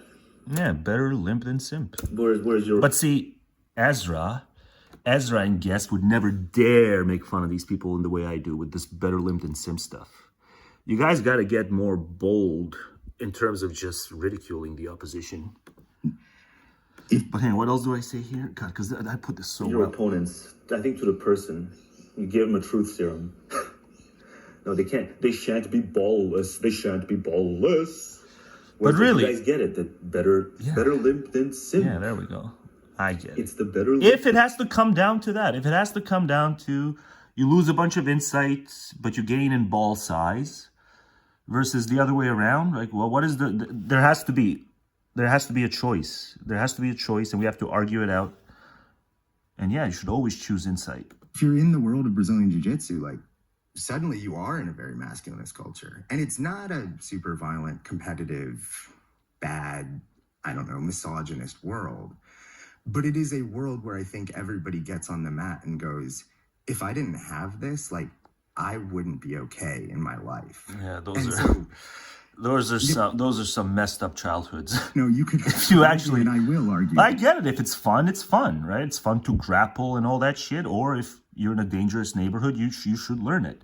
But to say if I didn't do this extremely painful thing, remember Sam? Sam's got lingering injuries for decades because he learned that shit. It's lingering aches and injuries and shit like that. And then for others to say if they didn't have that, they'd go mad. Yeah, those are some messed up childhoods. Those people are announcing their messed up childhoods. That probably Mark Zuckerberg is pretty far into these new rightish conversations about masculinity. Yeah, why would anyone be surprised that the guy who started the site where it was hot or not, right? Wasn't that Facebook's initial function? ranking college names as hot or not. Well, of course he was going to say, yeah, better simp than limp. Of course Zuckerberg was going to say better simp than limp, because Zuckerberg too is basic. But in all of America, it seems that it's really difficult when someone is accomplished and successful and tech savvy and tech innovative, like the idea that then they can still be basic and basic as fuck. That's out the window. Like, you're only basic if you haven't accomplished anything. You're only basic if you're unaccomplished. That's the American psyche. And I think this sort of goes back to the tech skepticism. Can you build technologies that in fact help people? So the lesson is better limp than simp, and accomplishment has nothing to do with it. When I say irrelevant, this is the MAGA. Yeah. This, right? It's like the worst thing in the world is to be irrelevant, which means you don't get invited to the right parties. You don't get MAGA you as don't socially needy group. Have to read the next level neediness. The talking points. So I think that's bullshit. Yeah. No, I think, but in terms of MAGA is group that gives itself over to the social status whip. Part of the commitment is, and I think it was Solzhenitsyn. Do you think that's true? I tend to think it's true. I don't know about whether it's a stronger sense of social status, social anxiety with MAGAs, but certainly it's more unexamined with them. Back when I was on Twitter, I just remember how often I'd see, David Frum would tweet something, and then the MAGAs would often show up and just say, "You're irrelevant. You're irrelevant." It's well, he ain't nowhere near as irrelevant as you, peons. But then it's just all about irrelevance. MAGAs are obsessed with relevance and irrelevance. It's a binary for them too. Relevance and irrelevance are not a spectrum. Say, let the lie come. But hang on. Read the talking points. So I think that's bullshit. Yeah. No, I think, but in terms of fighting it, part of the commitment is, and I think it was Solzhenitsyn who said, let the lie come into the world. Let everyone believe the lie, but don't let it come through you. Yeah. And so there's something. Solzhenitsyn I'm an only child, so this is he was deontically. He encouraged everyone to be deontically honest. That's a little bit easier. Not game theoretically honest. For me, is to honesty is a duty. And call. I don't know whether honesty ought to be a duty, but certainly intellectual honesty is a duty you have to yourself, a duty to oneself. We all have a duty to ourselves to be intellectually honest. What's happening by its proper name. And I think that if we look back on our lives, Joe, I think that having behaved with integrity and said, okay, you know what? I never went along with the bullshit. I never went along with this. Yeah, but MAGAs are just way too socially needy for that to land. During the campaign, I felt I needed to play it all on the field, burn all the boats. Yeah. I endorsed Kamala Harris. Not easy, not popular, not looking great at the moment. But you know what? I really want to say at the end of the day, self-path too much, though, on that. That I did everything, I said everything that I needed to do at that particular moment. And again, is it enough? Or does it win? No. Lives, Joe. Yeah. I think that having behaved with integrity, I'm an only child, so this makes it a little bit easier for me. See, it's not just me. It's not just me. Look, I'm an only child, so this makes it's it a little not bit just easier my homespun theory. For me, is to I'm an only child, so this makes it a little bit easier. Joe doesn't question it, but yeah, I have this whole theory. I'm an only child, so I have this whole theory that people who come from big, beautiful families where you got half a dozen brothers and sisters, you just can't cultivate your mind early on. It's about that early on, those first few years, and only children, sibling-free children who are free of siblings. It just comes easier because you get more room your brain gets more room to breathe where you're not observed, and people get it. That's a little bit easier come through you. Yeah. And so there's something. Look, I'm an only child, so Yeah. this makes it a little bit easier for me. Is to why doesn't this spread? Oh, right, because it's not sufficiently natalist. The truth that only children end up with better, to the extent that other things can remain constant. So the only difference is, do you have siblings? Yes or no? Everything else stays the same. Socioeconomic, whatnot. Only children, their critical faculties develop faster and they end up over a lifetime with sturdier critical faculties. Only children. But, it doesn't even form into a discourse because it's insufficiently natalist. Be an observer, a child. So this makes it a little bit easier. A little bit? No, I think it's a lot a bit easier. Is to be an observer and to call what's happening Yeah. by its proper Call name. it how you see And I think it. that if we look back on our lives, Joe. So, I but no, think it's that more important that people have big, beautiful families and you have a lot of siblings than it is to develop each individual kid's critical faculties. behaved with integrity and said, okay, you know what? I never went along with the bullshit. I never. It will never rise to an official point of discourse because it's insufficiently natalist.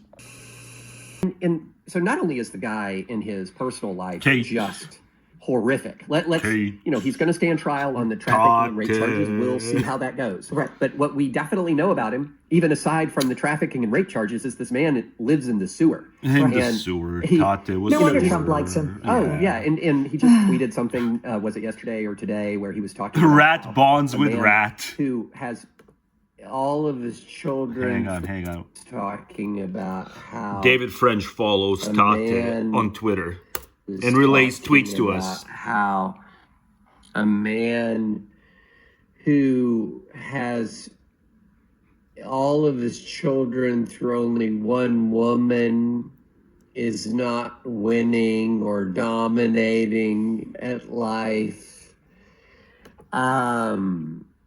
French. David can't even summarize. David's just there's nothing. David's exasperated just by the fact that he summarizes it. But you know, man was too beastly. I've been saying it for ages. Man was too beastly. He can't help but think beastily. Nothing much good to say about this guy.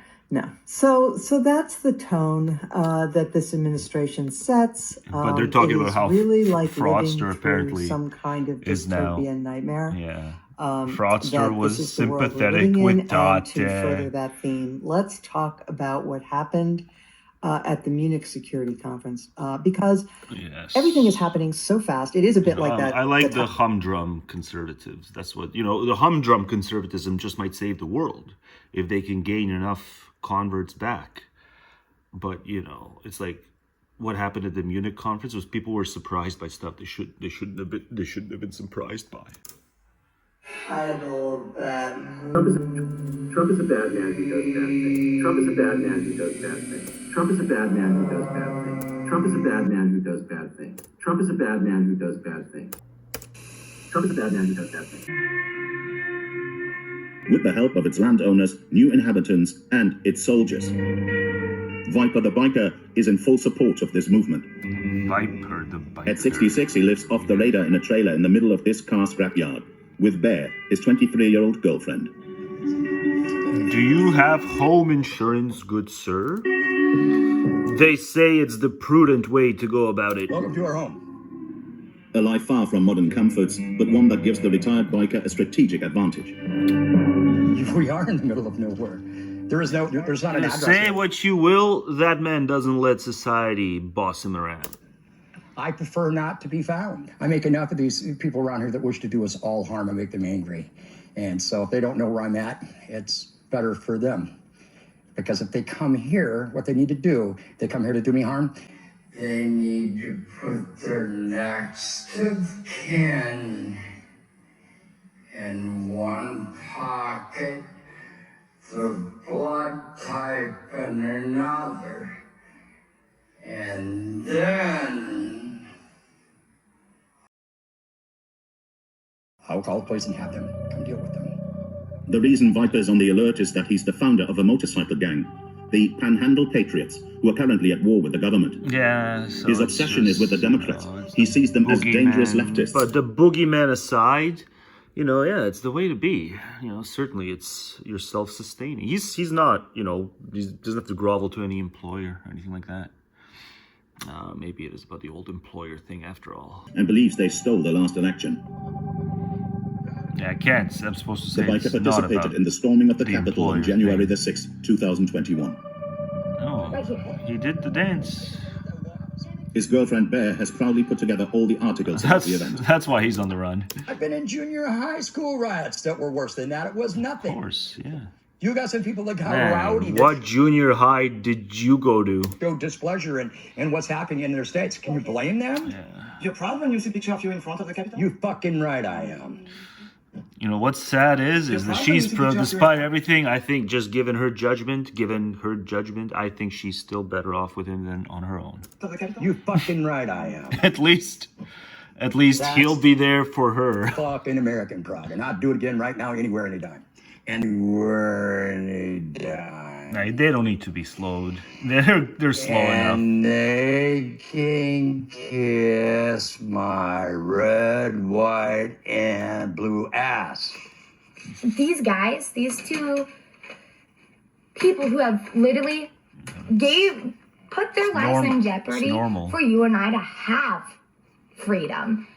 These guys are more fun to be around, and actually I can be around them, not want to strangle them, you know? Normal citizens, all they want to do is argue, fight, complain, and not know what life is. It's like she's fucking Viper's view of America comes from his years in the... It's like she's fucking 5. Viper's view of America comes from his years in the Marines, the U.S. Army's elite unit.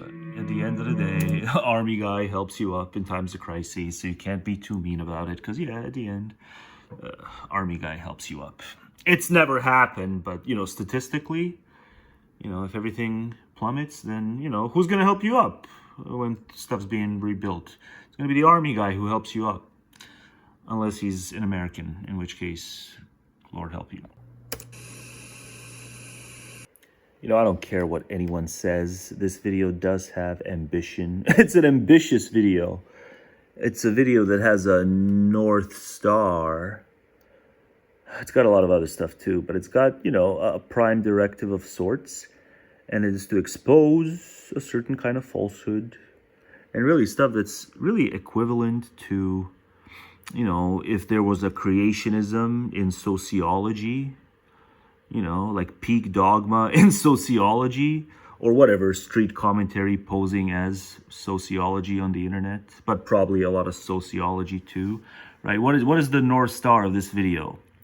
It's to expose, through striking, vivid examples, the utter horseshit that is this, that there is a they, you know, even setting aside the connotations that there is an organized they, and that, you know, these two wouldn't have gone at it had it not been for the mustache twirling, cigar smoking, neat hat wearing. I like these. You know, if you're going to do any kind of headgear, it might as well be this kind, not the purple kind. You know, these types, you know, these two, come on. It's written all over them. They would have gone at it. Yeah. He bore the shame of our sins upon the cross. Be reconciled to Facts. God. Facts. We're lost. God's not going to continue to tolerate More this. Judgments are facts. beginning and have started. You're indoctrinating children. You're shaming I'm showing people them the for truth. showing love. Oh, No, I'm it's not shaming love, them? man. Yeah, you are. I'm showing them love. Yeah, No, it's you're all, not. it's all vibes. Vibes versus vibes. It's vibes versus vibes outside. That's what happens when you try to debate outside and you have to listen to the people yakking away. It just devolves into vibes. Invited himself to the party. The biker didn't come alone, but accompanied by his bodyguard. Yeah, there's my man. My man is back. I said thank you. They raised you properly. Speakers and a lot of guns. The former Marine organized a counter-demonstration. Around 100 supporters came to listen to the most far-right figures in the entire country. See what I say? In the They're entire fat and resentful. And, you know, mart cart bound in many cases. They got their mart carts. Yanks is the mart cart nation. And stand against the demon-dressing drag queens. Yeah, their vibes aren't our vibes. We like our stupid vibes more. No. Yeah, they don't have the Jesus-y vibes. But are you going to tell people to be ascetics? No, you're not. You see this? This is a community. Your vibes are just sham vibes. Man, look at it go. That is obviously a class phenomenon. It's not only a class phenomenon, but it is, you know, if you want to look at who gets the worst jobs, who gets to shoved to the bottom of every available pile, and who experiences the worst of class life, you know, it's going to be African Americans, right?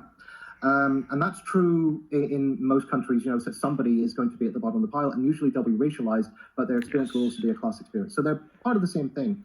Individual I choices think that, matter not the one motives bit. behind this have to do with the emotionally toxic consequences of failure. It's not a conversation trying to get at just how much do choices, you know, wise choices, unwise choices, prudent, imprudent, how much of the whole story does that make up?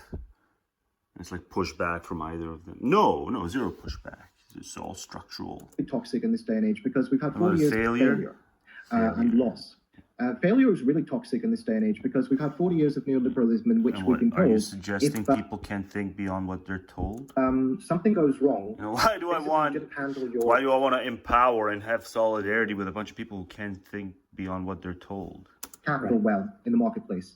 And what's more, you know, the slope of inequality has become a lot steeper. So you've got a lot farther to fall. And then there's this culture of sadism. So we emulate winners. You know, Donald Trump was a big winner for years. He was on The Apprentice. The high I am of you because I say we. The high of his show was when he pointed at someone and said, "You're fired." And we're supposed to emulate that and worship that and admire that. But at the same time, culturally, there was a lot of scorn for people who lived on benefits, who had failed. I mean, nobody wanted to be that person. And so if you put people in a situation where suddenly you might be part of ordinary, toiling, struggling humanity, and whatever distinction you've crafted for yourself in this world, any motive they might have had to go misanthropic was just sucked out by the political terminology and the political maneuvering, you know, to make sense of it in such a way so that their political activism can still make sense to them. That's when you become dangerous. Now that can lend itself to radical left-wing politics in some circumstances, but but not in enough. If you look at groups like, for example, the middle class in Germany around 1930. Their terror was of joining the working class, who at that time were very poor. They didn't want to have anything to do with that. Yeah. So I think the fear of of plunging into the abyss, of losing distinction, is a big part of this. And just one last thing on that, this is another way in which you bust your balls and you got to do it till your mid-60s. Why would anyone want to plunge into that? Intersectional anxiety are part of the same thing. You find a similar pattern with the fear of desegregation and the fear of gender norms being eroded. There's the idea that the richness intersectional being is best defended by a heavily structured hierarchy in which everybody knows his place and everybody has his place. And if people start crossing racial, gender, and class lines. This is what it means to read yourself stupid. Then that's regarded or experienced as an impoverishment. So, if I understand you correctly, the economic anxiety essentially is very quickly that itch is scratched by essentially going into a status anxiety, which ends up sort of addressing. Yeah, there we go. Remember socioeconomic? You know, sometimes it wouldn't just be economic or social; it would be socioeconomic. So now they cracked the socioeconomic code, or why the word even exists. It's about as coherent story as you're going to get as to why the word even exists. Socioeconomic. Yeah, that's... That itch on some level without it really threatening the economic hierarchy. Anxiety is intersectional. It does, yeah, exactly. It gives you a chance to restore your honor, your pride, as it were. Pride is a big word. Hindu pride, the Proud Boys, it comes up again and again. It gives you a chance to address your shamefulness and your experience weakness by destroying a neighbor. And I think that's a big part of the sort of psychodynamics of what we're seeing in Gaza right now, where you've got 20-something-year-old men who are having a great time, apparently, according to their social media feeds, expunging the shame, the felt weakness from some of the... Or is just that standard, losing themselves amidst the group? They got their group there. They're all dressed the same way. They're all dressed in the same soldier outfits. How do you not lose yourself? You're all dressed the same. So, this is... speak of that, because you're talking specifically, too, in about, when you have, like, these images they have of... to give their proggy causal explanations of it. What we've seen out of Israeli soldiers going in there and proudly... well, we have an economic crisis, recession, and that's turned people to the right. The question would be, why don't they turn to the left? Why don't they seek redistribution? Why don't they try and expropriate the expropriators, as they used to say? That would be a logical, rational thing to do. And in order to, understand that, you have to try and grapple with the raw emotions that we're all afflicted with every day. Is it just an emotional turn at that moment when they're like, which I guess populist movement am I going to subscribe to in that moment? Is it just psychological, or also are there? Here's my take on the populist thing: it's people who don't understand rent seeking can exist in any system. So they all make it about, backlashing against the system because it's like there's some rent seekers. But like rent seeking is always going to be a thing. And if you don't get that, you're a populist because you make it about, the establishment, the system. It's like, no, there'll be rent seeking in any system. If it works out for too many people and they can't be held to account, that's a kind of condemnation of the society in general. Why did society have so many would-be rent seekers? Yeah, you're not going to solve the problems in terms of legislation. Structural reasons. Just as with money in politics. What the hell are you going to do? If someone bribes a senator, when the senator's going out for a walk in the park, what are you going to do with that? Because you're not going to know about it. That's what you're going to do. There's a strong incentive structure for... people have friends. People who have a lot of political power have friends. Bribes can be made without anyone knowing about it. The capitalist class to have people go one way versus the other way. Absolutely. And look, for decades, not very susceptible to the far right's message. One of them is people who are in trade unions. That's a useful thing to know. Another is people who are at the very bottom. People who are, whether they're racialized or whether they're the lowest end of the working class, they are the least interested. That's also useful to know. And also there seems to be a correlation with education. So people going through the higher education system, despite everything that's wrong with the higher education system, seem to come up with some sort of inoculation against the... I wonder if you and I have anything in common in terms of what's specifically wrong with all schooling. But yeah, especially the higher education system. Force kids to jump through hoops, work and be studious, and people justify it. Those ideas. I know that's even in the wake of Biden paying back the tuition for some of them.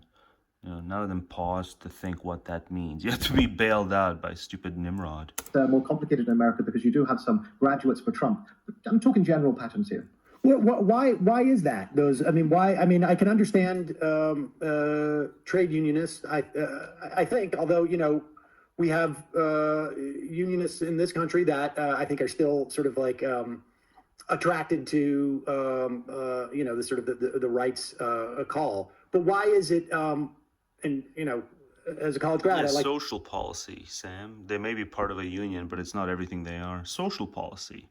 They're basic. I flatter myself by thinking okay, that's why I understand why maybe graduates are inoculated. Transgenderism makes them uncomfortable. Even conceiving of it makes them uncomfortable. Trade unionists and folks at the lower threat to the species income spectrum be inoculated in some way, and that doesn't necessarily mean that they see the threat per se, right? It's just that they're not necessarily as enticed by what this disaster nationalism offers. Sure. So the evidence from Europe, for example, is that the unions... there was a part here where they... one of them is people who are in trade unions. That's a useful thing to know. Part here Another sort of revival in recent years, but still systematically and critically. And we don't really have much space for critical thought.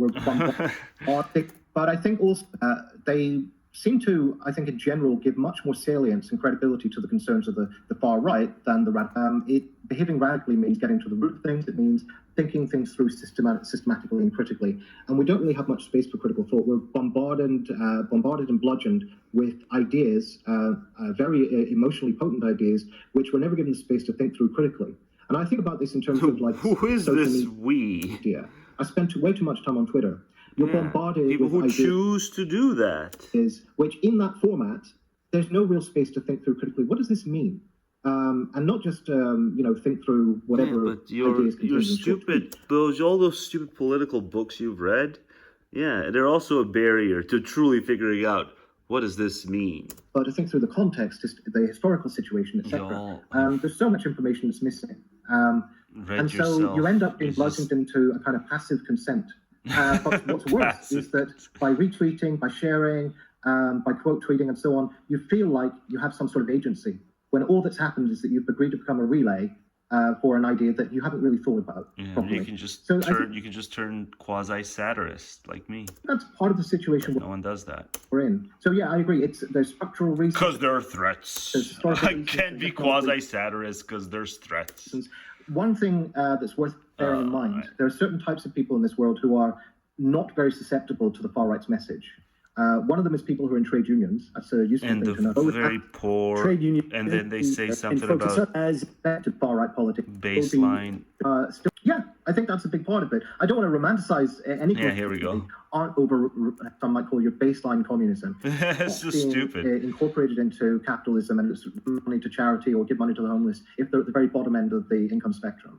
I mean, I think they're more likely, he says. In a way, not being incorporated into capitalism and its regular structures kind of means that your ordinary, I guess what some might call your baseline communism, your ordinary impulses towards human solidarity have not been overridden. Yeah. So I think we're born angelic. Humanity. You're more connected to, And then, perhaps the cheap. Jim, the entrepreneur, ate from the tree of, from the tree of luxury. And ever since then, we've been a fallen species. Domination. Because Jim wanted to be the original entrepreneur, and ever since then, our angelic nature withered. Less appealing to you in that regard. And of course, Dame's going to affirm it. So I You're think more connected to your humanity. You're more connected to, and perhaps everything. the cheap politics of domination are less appealing to you. Everything is about political ideology. The way you are in terms of affect dictates your political ideology.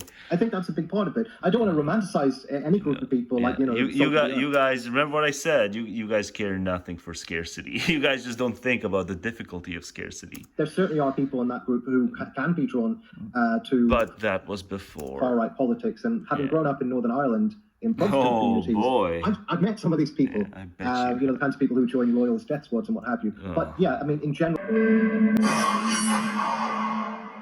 Both men like to practice. It's all. Wink, wink, wink. I'm going to say you're a terrible person, and then we're going to go out and have beers together because this is just the way the game is played. It's not a game. And I think that this is where some of us are kind of feeling that we're used to being... Machiavellians would say very much it is a game. On the desert island. We're used to being the out most here. important of the games, as per the Machiavellians. There's screams are kind of feeling that we're used to being on the desert island. We're used to being out here tell me about screaming into the wind, right, Joe? I get that. And it's like, and so this is a familiar the truth feeling. is, the two of you don't know the half of it. People have asked me, like, were you crushed by the election? I say, well, I've been crushed for a long time. We're kind of used to being out here, but watching this has been disappointing, at least in the initial. We're all under the thumb of realpolitik now. Have you? I don't know that I've ever asked you this question. All these years, have you felt politically homeless? Oh yes, absolutely. There's no question about it, and so I'm somewhat comfortable about this. My Substack newsletter to the contrary. I'm going to write an article called "Confessions of an Irrelevant Man" about how irrelevant we are in America. And essentially, what I'm going to say is, what did you say? My Substack newsletter to the contrary. You don't know the half I'm of going to it. write an article called "Confessions of an Irrelevant Man." You don't know. You don't know the 10th. You don't know the 1/10 of it. I'm going to write an article called "Confessions of an Irrelevant Man" about how irrelevant we are in America. And essentially, you're not. I gotta write a book, Confessions of an Irrelevant Man. Confessions of an I gotta write a memoir. Irrelevant Man. Me as the person who has a superabundance of confidence, but who just continues to be irrelevant. It doesn't make sense. I've got a superabundance of epistemic confidence. It's not funny. It's very frustrating. But maybe you guys have a superabundance of confidence too. But I have it beyond politics. So, but I also recognize irrelevance is a blessing. Because there's a lot, especially if you want to get tangled up in American politics, there's a lot of death threats just as destiny. They call him Tiny in the subreddit or whatever, if that's still a thing. They call him, a few people there call him Tiny. It's all about the attention. It's all about the attention wars, and boy howdy. Of all the people who are losing the attention war, I'm losing the attention war the hardest. But as a supplier of attention, as a supplier of your attention, I'm losing. Not as a receiver of attention. There, it's not great, but I'm far from the worst. I got my TikTok aversion, which means I'm far from the worst as a receiver of attention. But yeah, as a supplier of attention, I'm losing pretty bad. Decisions. We focus on a lot of people nowadays think, oh, my attention's gone to smithereens because I can't finish books in one sitting. I could never finish a book in one sitting. Even those short 150-page books. What? In one sitting? No, but I view that as a good thing because that means I always had my own force of mind, force of personality that predominates over the author. So I don't even think that's a problem. But yeah, to lose this hard as a supplier of attention, That's the problem. But yeah, there's a lot of wisdom in not reading. Read that chapter by chapter. There's a lot of wisdom in not reading, in not overreading, in not reading yourself stupid. Vermin is the rule everywhere in the world. Irrelevant we are in America.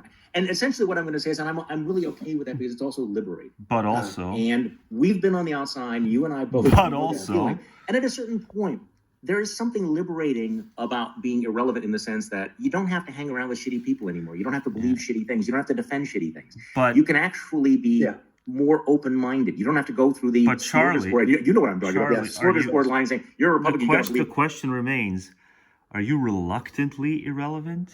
All this stuff. You watch these members of Congress, they have to believe everything. Did you give yourself the boot? Did you self-eject? Or did they give you the boot? It's kind of nice to be on the outside and say, you know what? I'm going to decide what I actually think. I'm going to say what I think.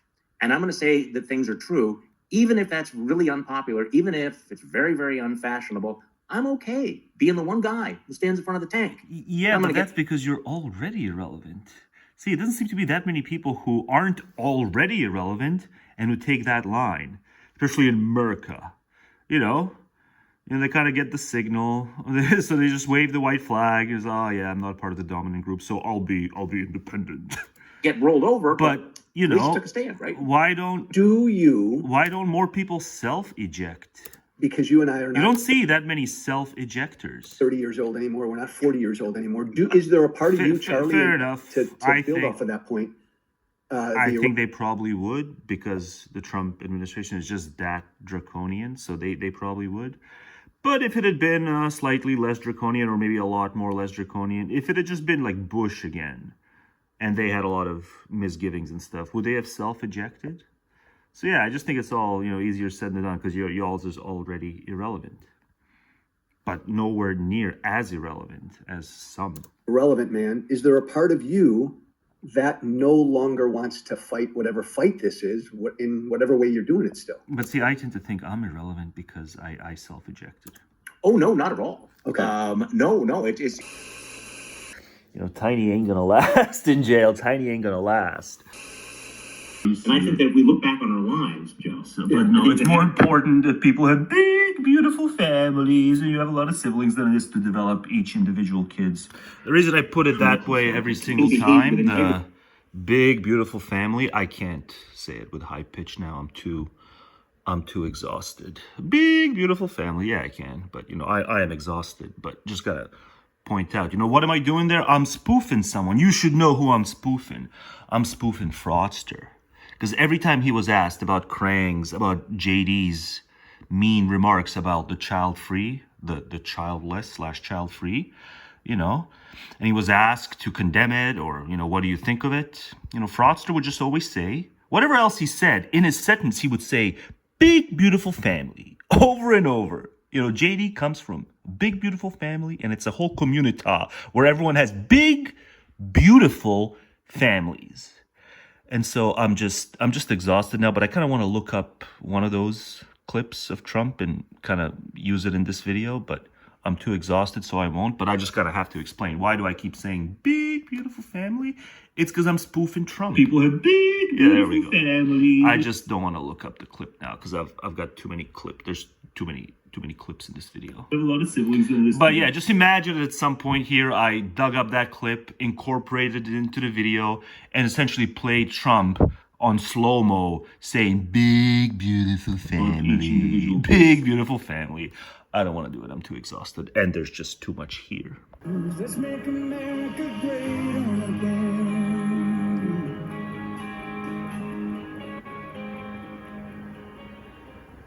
The people who come from big, beautiful families where you got half a dozen brothers and sisters. People who come from big, beautiful families where you got half a dozen brothers and sisters. People who come from big, beautiful families where you got half a dozen brothers and sisters. People who come from big, beautiful families where you got half a dozen brothers and sisters. Big, beautiful families. Big, beautiful families. Big, beautiful families. Big, beautiful families. Big, beautiful families. Big, beautiful families. Big beautiful family, big beautiful family, big beautiful families, big beautiful family, big beautiful families, big beautiful family, big beautiful family, big beautiful family.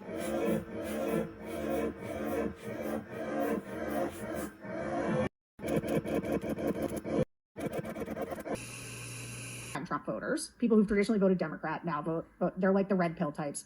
But like half of Just them, like the fact that there are enough first-time Trump voters in 2024 that we can easily recruit them for a focus group yeah. is just a side little depressing anecdote for me. I know it's true. You don't need to explain. I get it that it exists, but it just hits you sometimes. Every once in a while, you get hit with the fact. You're like, ugh, that's another hammer to the balls. Anyway, sorry. Continue.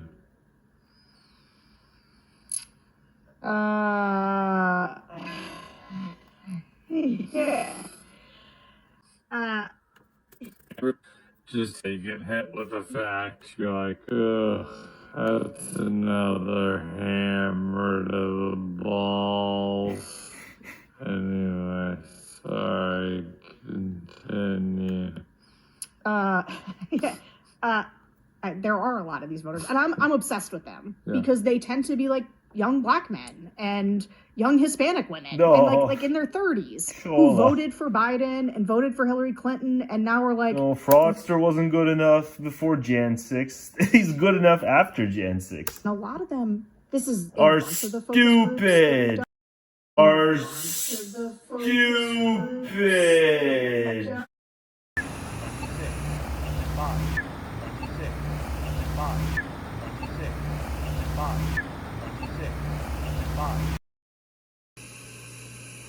People like stupid shit. I totally agree with that. We're aligned on this. I might be disconnected from what people like. But you have no idea Before we move how on, far it goes. You have no disconnected from what people like. You read ads, man. You got a stomach for a lot of stuff if you can read ads. Anyone who can read ads cannot claim misanthropy, so don't even try going there. Sure. Before we move on, I might be disconnected from what people like, for sure. Stop reading Before ads. we move on, Stop reading ads. Again. Tim can't be misanthrope. Just saw that. But coming up next on No Avail, it's the color purple is a big theme, and there's a through line, whether it's a purple sky or purple headgear. Because anxieties, they intersect, we are told. All kinds of stuff intersects, but among the things that we found out in this video, among the things that intersect, clearly, if we've learned anything, we've learned that anxieties intersect. So I just want to kind of push the envelope. I'm supposed to think that Tim is more likely to be marginalized than someone like me. That's the kind of formal script. But then the more you look around and you compare it to your own experience, the more you see that you're more likely to be marginalized or whatever, something in that ballpark, because of headgear or whatever other kind of gear. You want to be freely spirited based on colors. No, you're more likely to be marginalized than the queers or the gays or whatnot. And so it's worth a remark. So I remark on it, but I do it in my own kind of way. But I had some fun here. I had a lot of fun here. It just took up a lot of time, but screw it. I'm past caring. 3-hour video and I'm past caring. Well, now blue sky must be rubbing off on me because I'm doing what they do. It's like half of what they do is they film the sky. Well, I'm just, without even realizing, I'm filming the sky. Yeah, it's too dangerous. It's too dangerous. I hadn't seen it since I first recorded it, but now that I've recorded all of it, it's too dangerous. It's too hot for YouTube. With your moral compass, no one's saying that's impossible. Yeah, so my will is having a clash with its moral compass, and I'm going to say yes to will. No, and I'm going to do just a segment on Tim's hat, because I'm saying yes to will. It's a clash with my moral compass. No. And I think the segment can end. No, don't do it. Don't do it. Just play little bits. But I make a point. My point is, there's disadvantages to being straight. I'm not even saying I like the color purple, but I'm just saying there's disadvantages. There's safe parts here. And less safe parts. You just don't see it as often. And it's not structural. There we go. It's innate in men. Because they're going to be thought of as Tim. they're going to be thought of as Tim. And it's not homophobia. It's just the fear of being perceived as gay when you're not is innate, right? That's not structural. So like, straightness has less structural problems, but nonetheless it has more of these innate problems. It's stupid to be worried about what color hat you're wearing, or in my case here, what I go on to explain, what color umbrella I had. It's just worthy of being remarked on, and no one remarks on it. And it's funny as hell. Well, yeah, it's funny, but it also makes certain men anxious. The morality in general, strives against the wildness, the radical nature of the will. Oh, doesn't it though? In general, tell me about it. People that value the will is wild. Oh, it's all too wild. And that is Tim. I just have to out myself. I have a certain level of disdain for men who believe they can get away with it. I cannot. Whether they're gay or not, apparently, right? But obviously, if a straight man is confident enough to think that he can get away with it, or whatever the article of clothing is that's purple, I was like, why wasn't I afforded the same leeway? The untrained, and I'm not saying I love the color purple. I can't be. Is this? But whoops, no, I don't know what that is. I click the thing I don't usually click. Uh-oh. What did I do? Why can't I undo what I did? What is that? Okay, I undid it. Cool. There was a brief period where I only had a purple umbrella. I did segments on it. It's like from back in 2023. It's just been on the shelf, but like it would be worse than a hat, because I just know like a hat is directly on you.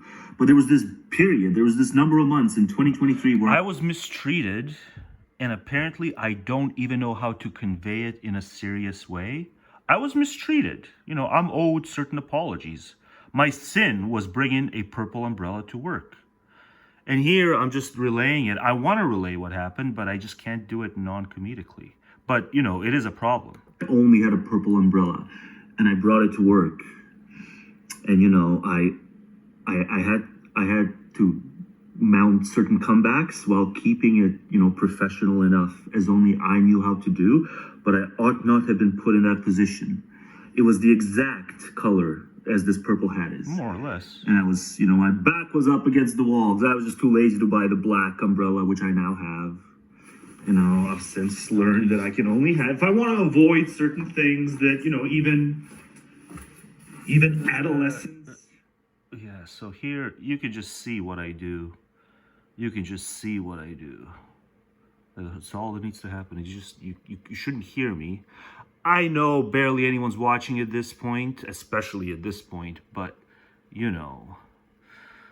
I don't want to play it that close to the edge. Yeah. Yeah, I think a picture is worth 1,000 words at this point. Yeah, that's what I did. I said some stuff, but I shouldn't have said some stuff that I said. And then, what, I say something about... If someone's listening to my rant, let's see if someone's listening to my rant. Let's see if the chola who cleans this place is nearby. Yeah, so that's not that risque, but the stuff from seconds ago was too risque. And now that I've aired it out, at least a part of it, I can also shorten the video. There we go, video shortened.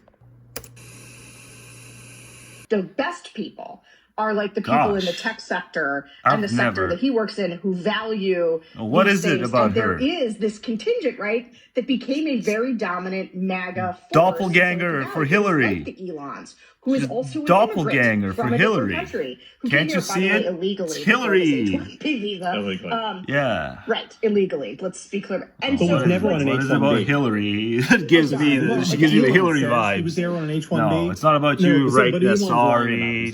For once, it's not about you. Understand here. But this It's is about the it's about huge Sarah. disconnect between the reasons that the Silicon Sarah Valley type as guys Hillary. are into Trump and the reason the base MAGA voters She's are a into rug Trump. muncher. That's the gig. That's the bit. She is so much like Hillary, but she's a. And then because of this other guy who was She chased. the AI consultant She chases who MAGA was targeting, Cooch. there became this sudden narrative around as Indian long Americans well that she we chases import here Cooch. because they're smart are a big part of the problem. And then when I went down the rabbit hole of all the people to be tweeting 12 about it, again, to be it 12 was like again. dark. But it is, It was know. dark and racist and gross Yeah. and awful. I And then you feel see horrible. some of the Indian MAGA types going, yeah. wait, But are there racists in the Republican Party? Could it be? Could it be that Shiver Me Timbers. that perhaps isn't for us? Garrison, Shiver and so Me watching Timbers all of this episode. come into Graphic, maybe, unless I'm too lazy. But no. There's always Why a even? little You guys bit can look it up. You can of look up breaking Shiver Me moments where the Timbers. scales fall from But that's people's like eyes, why where sort of Longwell basically reminds me of Hillary. something that you've been Killer through Me is a moment of Timbers. saying, yes, this is a problem. And also, if you thought that Trump was super pro immigrant, I'm not gonna do Slick I don't know. Willie Did you hear voice. him say that eating the dogs and cats? Yeah. He hasn't mentioned that lately. I know. It's hard but to did do we Slick forget? Willie is hard to nail. The anti-immigrant, the anti-Indian rhetoric. I think we can all stipulate before I play this next clip. So I'll stipulate Screw very clearly. them. There is Screw the anti-Indian racists, but screw the workists. racism among MAGA. You know, racists are just kind of, their loyalty makes them obsequious to their, race. Whatever the race needs, I'll modify myself to be a good little, bee or whatever. Servile ant to the queen. Good. We are disgusted by it. Queen as race for the white supremacists. People are gross. Everyone should be aware of it. We can But then, stipulate growth as whatever, the honey for the workists. this. The people that are perpetrating this are bad people. Wait, what? People are among. So I'll stipulate very clearly. There is anti-Indian racism among MAGA. It is not good. We are disgusted by it. These people are gross. Is it racist, Tim, to just find it funny when the word poop jeet is used in typical way it's used? It's just I'm innocent. I know I'm innocent. There's certain things are just funny, And like if we're not gonna have that conversation as a kind of lucid thing, let's get this one right. Then it's just going to be projected into other more important matters like politics. But a healthy culture is the culture that answers just defiantly, it's okay to laugh at certain things, right? And if that is suppressed comedically, it'll find an outlet politically. So that's why we should all, not fuss over the fact that we might find some stuff that's called racist, like poop G, the fact that we find that shit funny, to the extent that, it doesn't have to correspond to reality at all, but if it does, it's ever the funnier. Everyone should be aware of it. We can stipulate this. The people that are perpetrating this are bad people that have dark souls and should go to confession. Okay. And they're just one such person, servile to their race. Was making some interesting points. My race because I'm obese. My race because I'm obese. Yeah. And what we need to have a conversation about is at least Indians are, I don't know. It's kind of rough because like most of the men are nice and slim, but it's like the most unkept. It's like dragged down manhood, Indian manhood more so than, the fact that like on average, if you just like discount the bottom 15 or 10%, God, it's like such a boulder that drags the whole thing down further. What is it going to mean for the future of our country, our national security, and the incoming Trump administration if we have a bunch of techno? No, I was wrong. I cast a certain kind of different type elsewhere as Maleficent, but no. Loomer wins if I were to just cast stuff based on current political figures. Yeah, we got our Maleficent here. Democrats who are also essentially welfare queens because their companies are receiving government subsidies and they want to take over our defense industry. If you have a bunch of tech bros with billions of dollars and you're going to have people who've gone rogue and who've got serious abuse issues and all kinds of other personal demons in your clan.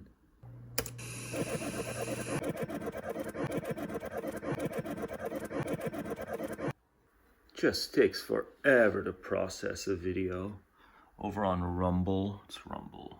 Algorithm is awful on Rumble.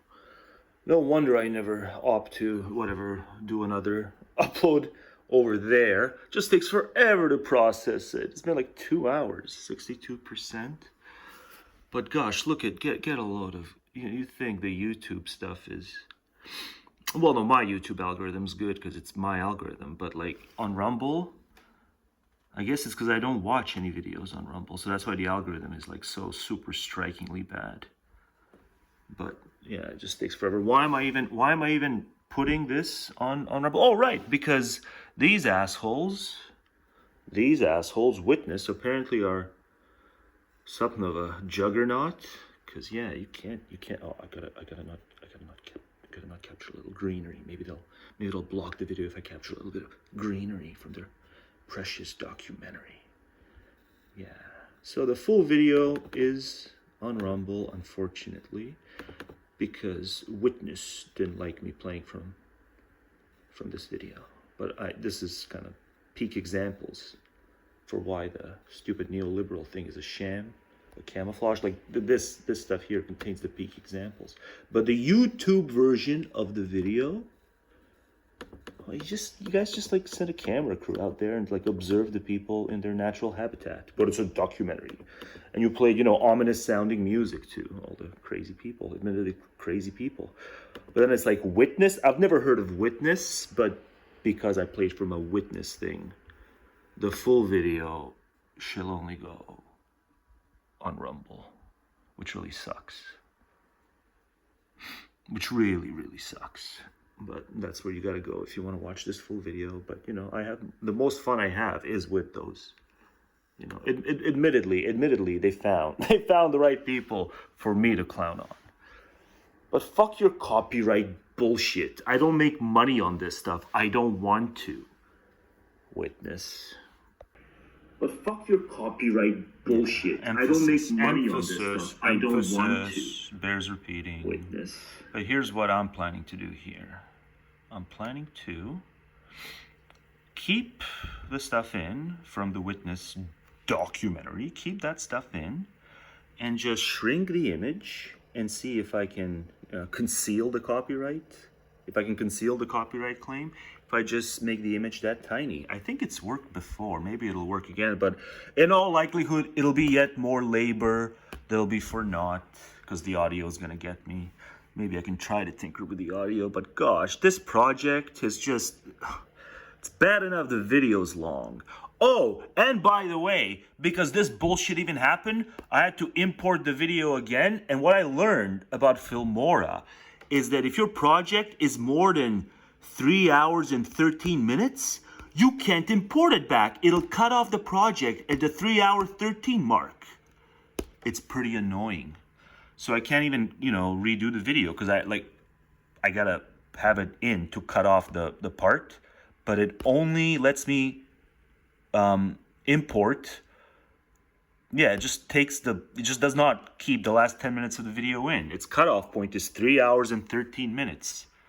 So since the video is on Rumble, that's how we're gonna have to finish the video. Because I can't get the file. I'll just have to play it from the Rumble. Because it's so authoritarian, as if, it is the fascist, but the fascist should nonetheless not make you cry. Fascists made Lady Liberty cry. It's from January, by the way. It's from Towards a Coherent Left-Right War. I just gotta play it because I gotta be scathing to the Dems. I'm very scathing here, that's why I gotta include it. Maybe I wasn't scathing enough to the Dems throughout. Whatever, to the blue side. But what is the worst thing about fascism? Aside from exterminationism, which he's not a exterminationist. He's not. Dare I disrespect myself? It is anti-intellectualism. Whatever's going on in the States, like the anti-intellectualism is as fervent as we've seen it within these fascist movements. That's what they've got in common. And it just so happens that, aside from the exterminationism, which they're not, they're nonetheless as fervently anti-intellectual as the fascists of yore. I can't be sped up because then you miss my little voice comedic bits. So that's kind of why I'm vocal comedic bits. I don't mind using it, but it's so I don't mind fervently anti-intellectual. Yeah, as the fascists of yore. So that's kind of why I don't mind using it, but it's unfair to use it in these heated political battle contexts. Because there's been this debate about should we call anyone a fascist even if they are. You're just I'm giving my 2 cents on that, but I'm going to turn it into a scathing thing against the Dems. Riding off of the victim cocktail, the fascists of yore. So that's kind of why I don't mind using it. but it's unfair to use it in these heated political battles. So, TLDR, there is an anti-intellectualism that resembles kind of the psyche of fascism, but Dems shouldn't benefit from it. Context. Because of the Jew thing. Because then you're just kind of riding off of, the victim coattails of people who are not threatened right now, aka the Jews. Yeah.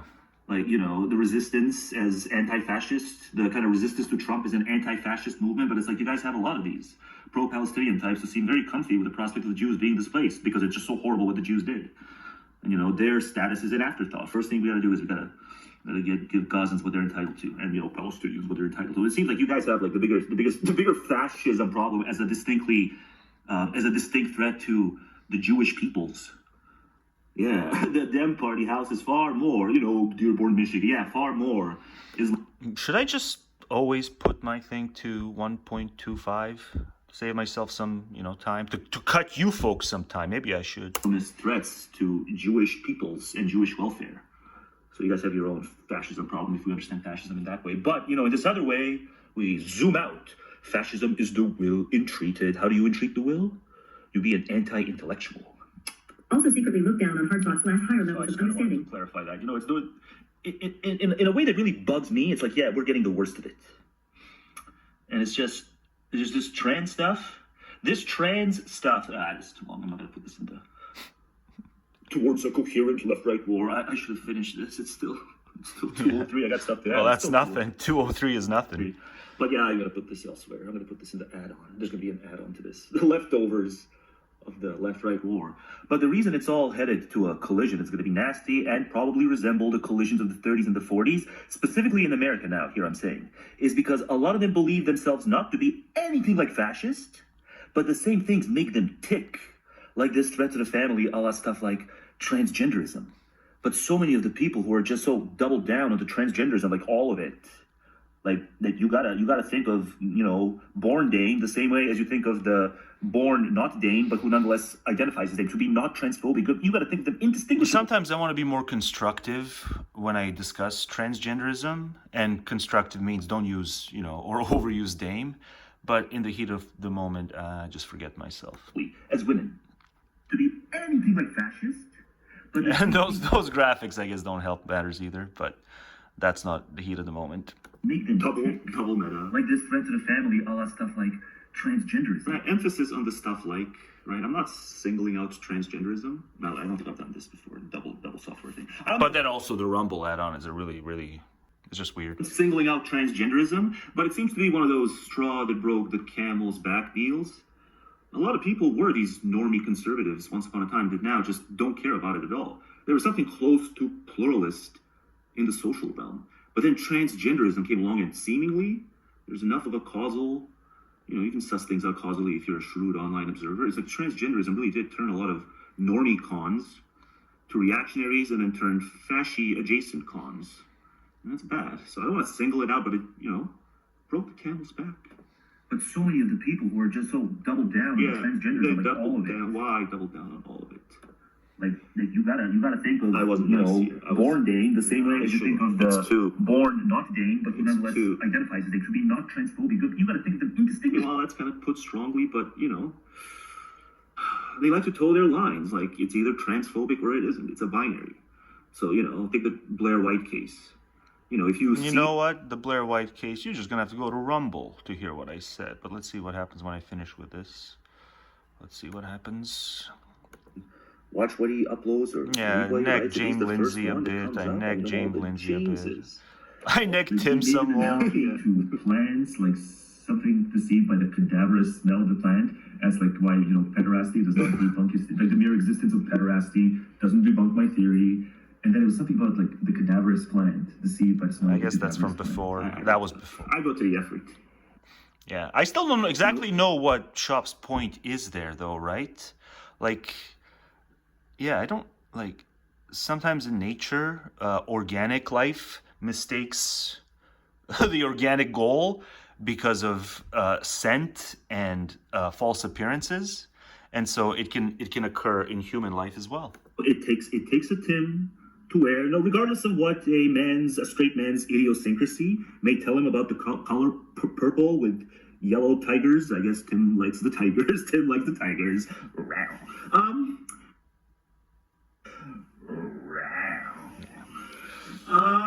Yeah, there's also that. I want to look up the clip now because I've got too many clips. There's too many clips in this video. Yeah. And essentially played Trump on slow-mo saying, big, beautiful family. Big, beautiful family. Big, beautiful family. Big, beautiful family. Big, beautiful family. Yeah, there's also that. Yeah. Big, beautiful family. Big, beautiful family. Big, beautiful family. Big, beautiful family. There we go. That's the big payoff. That's the payoff.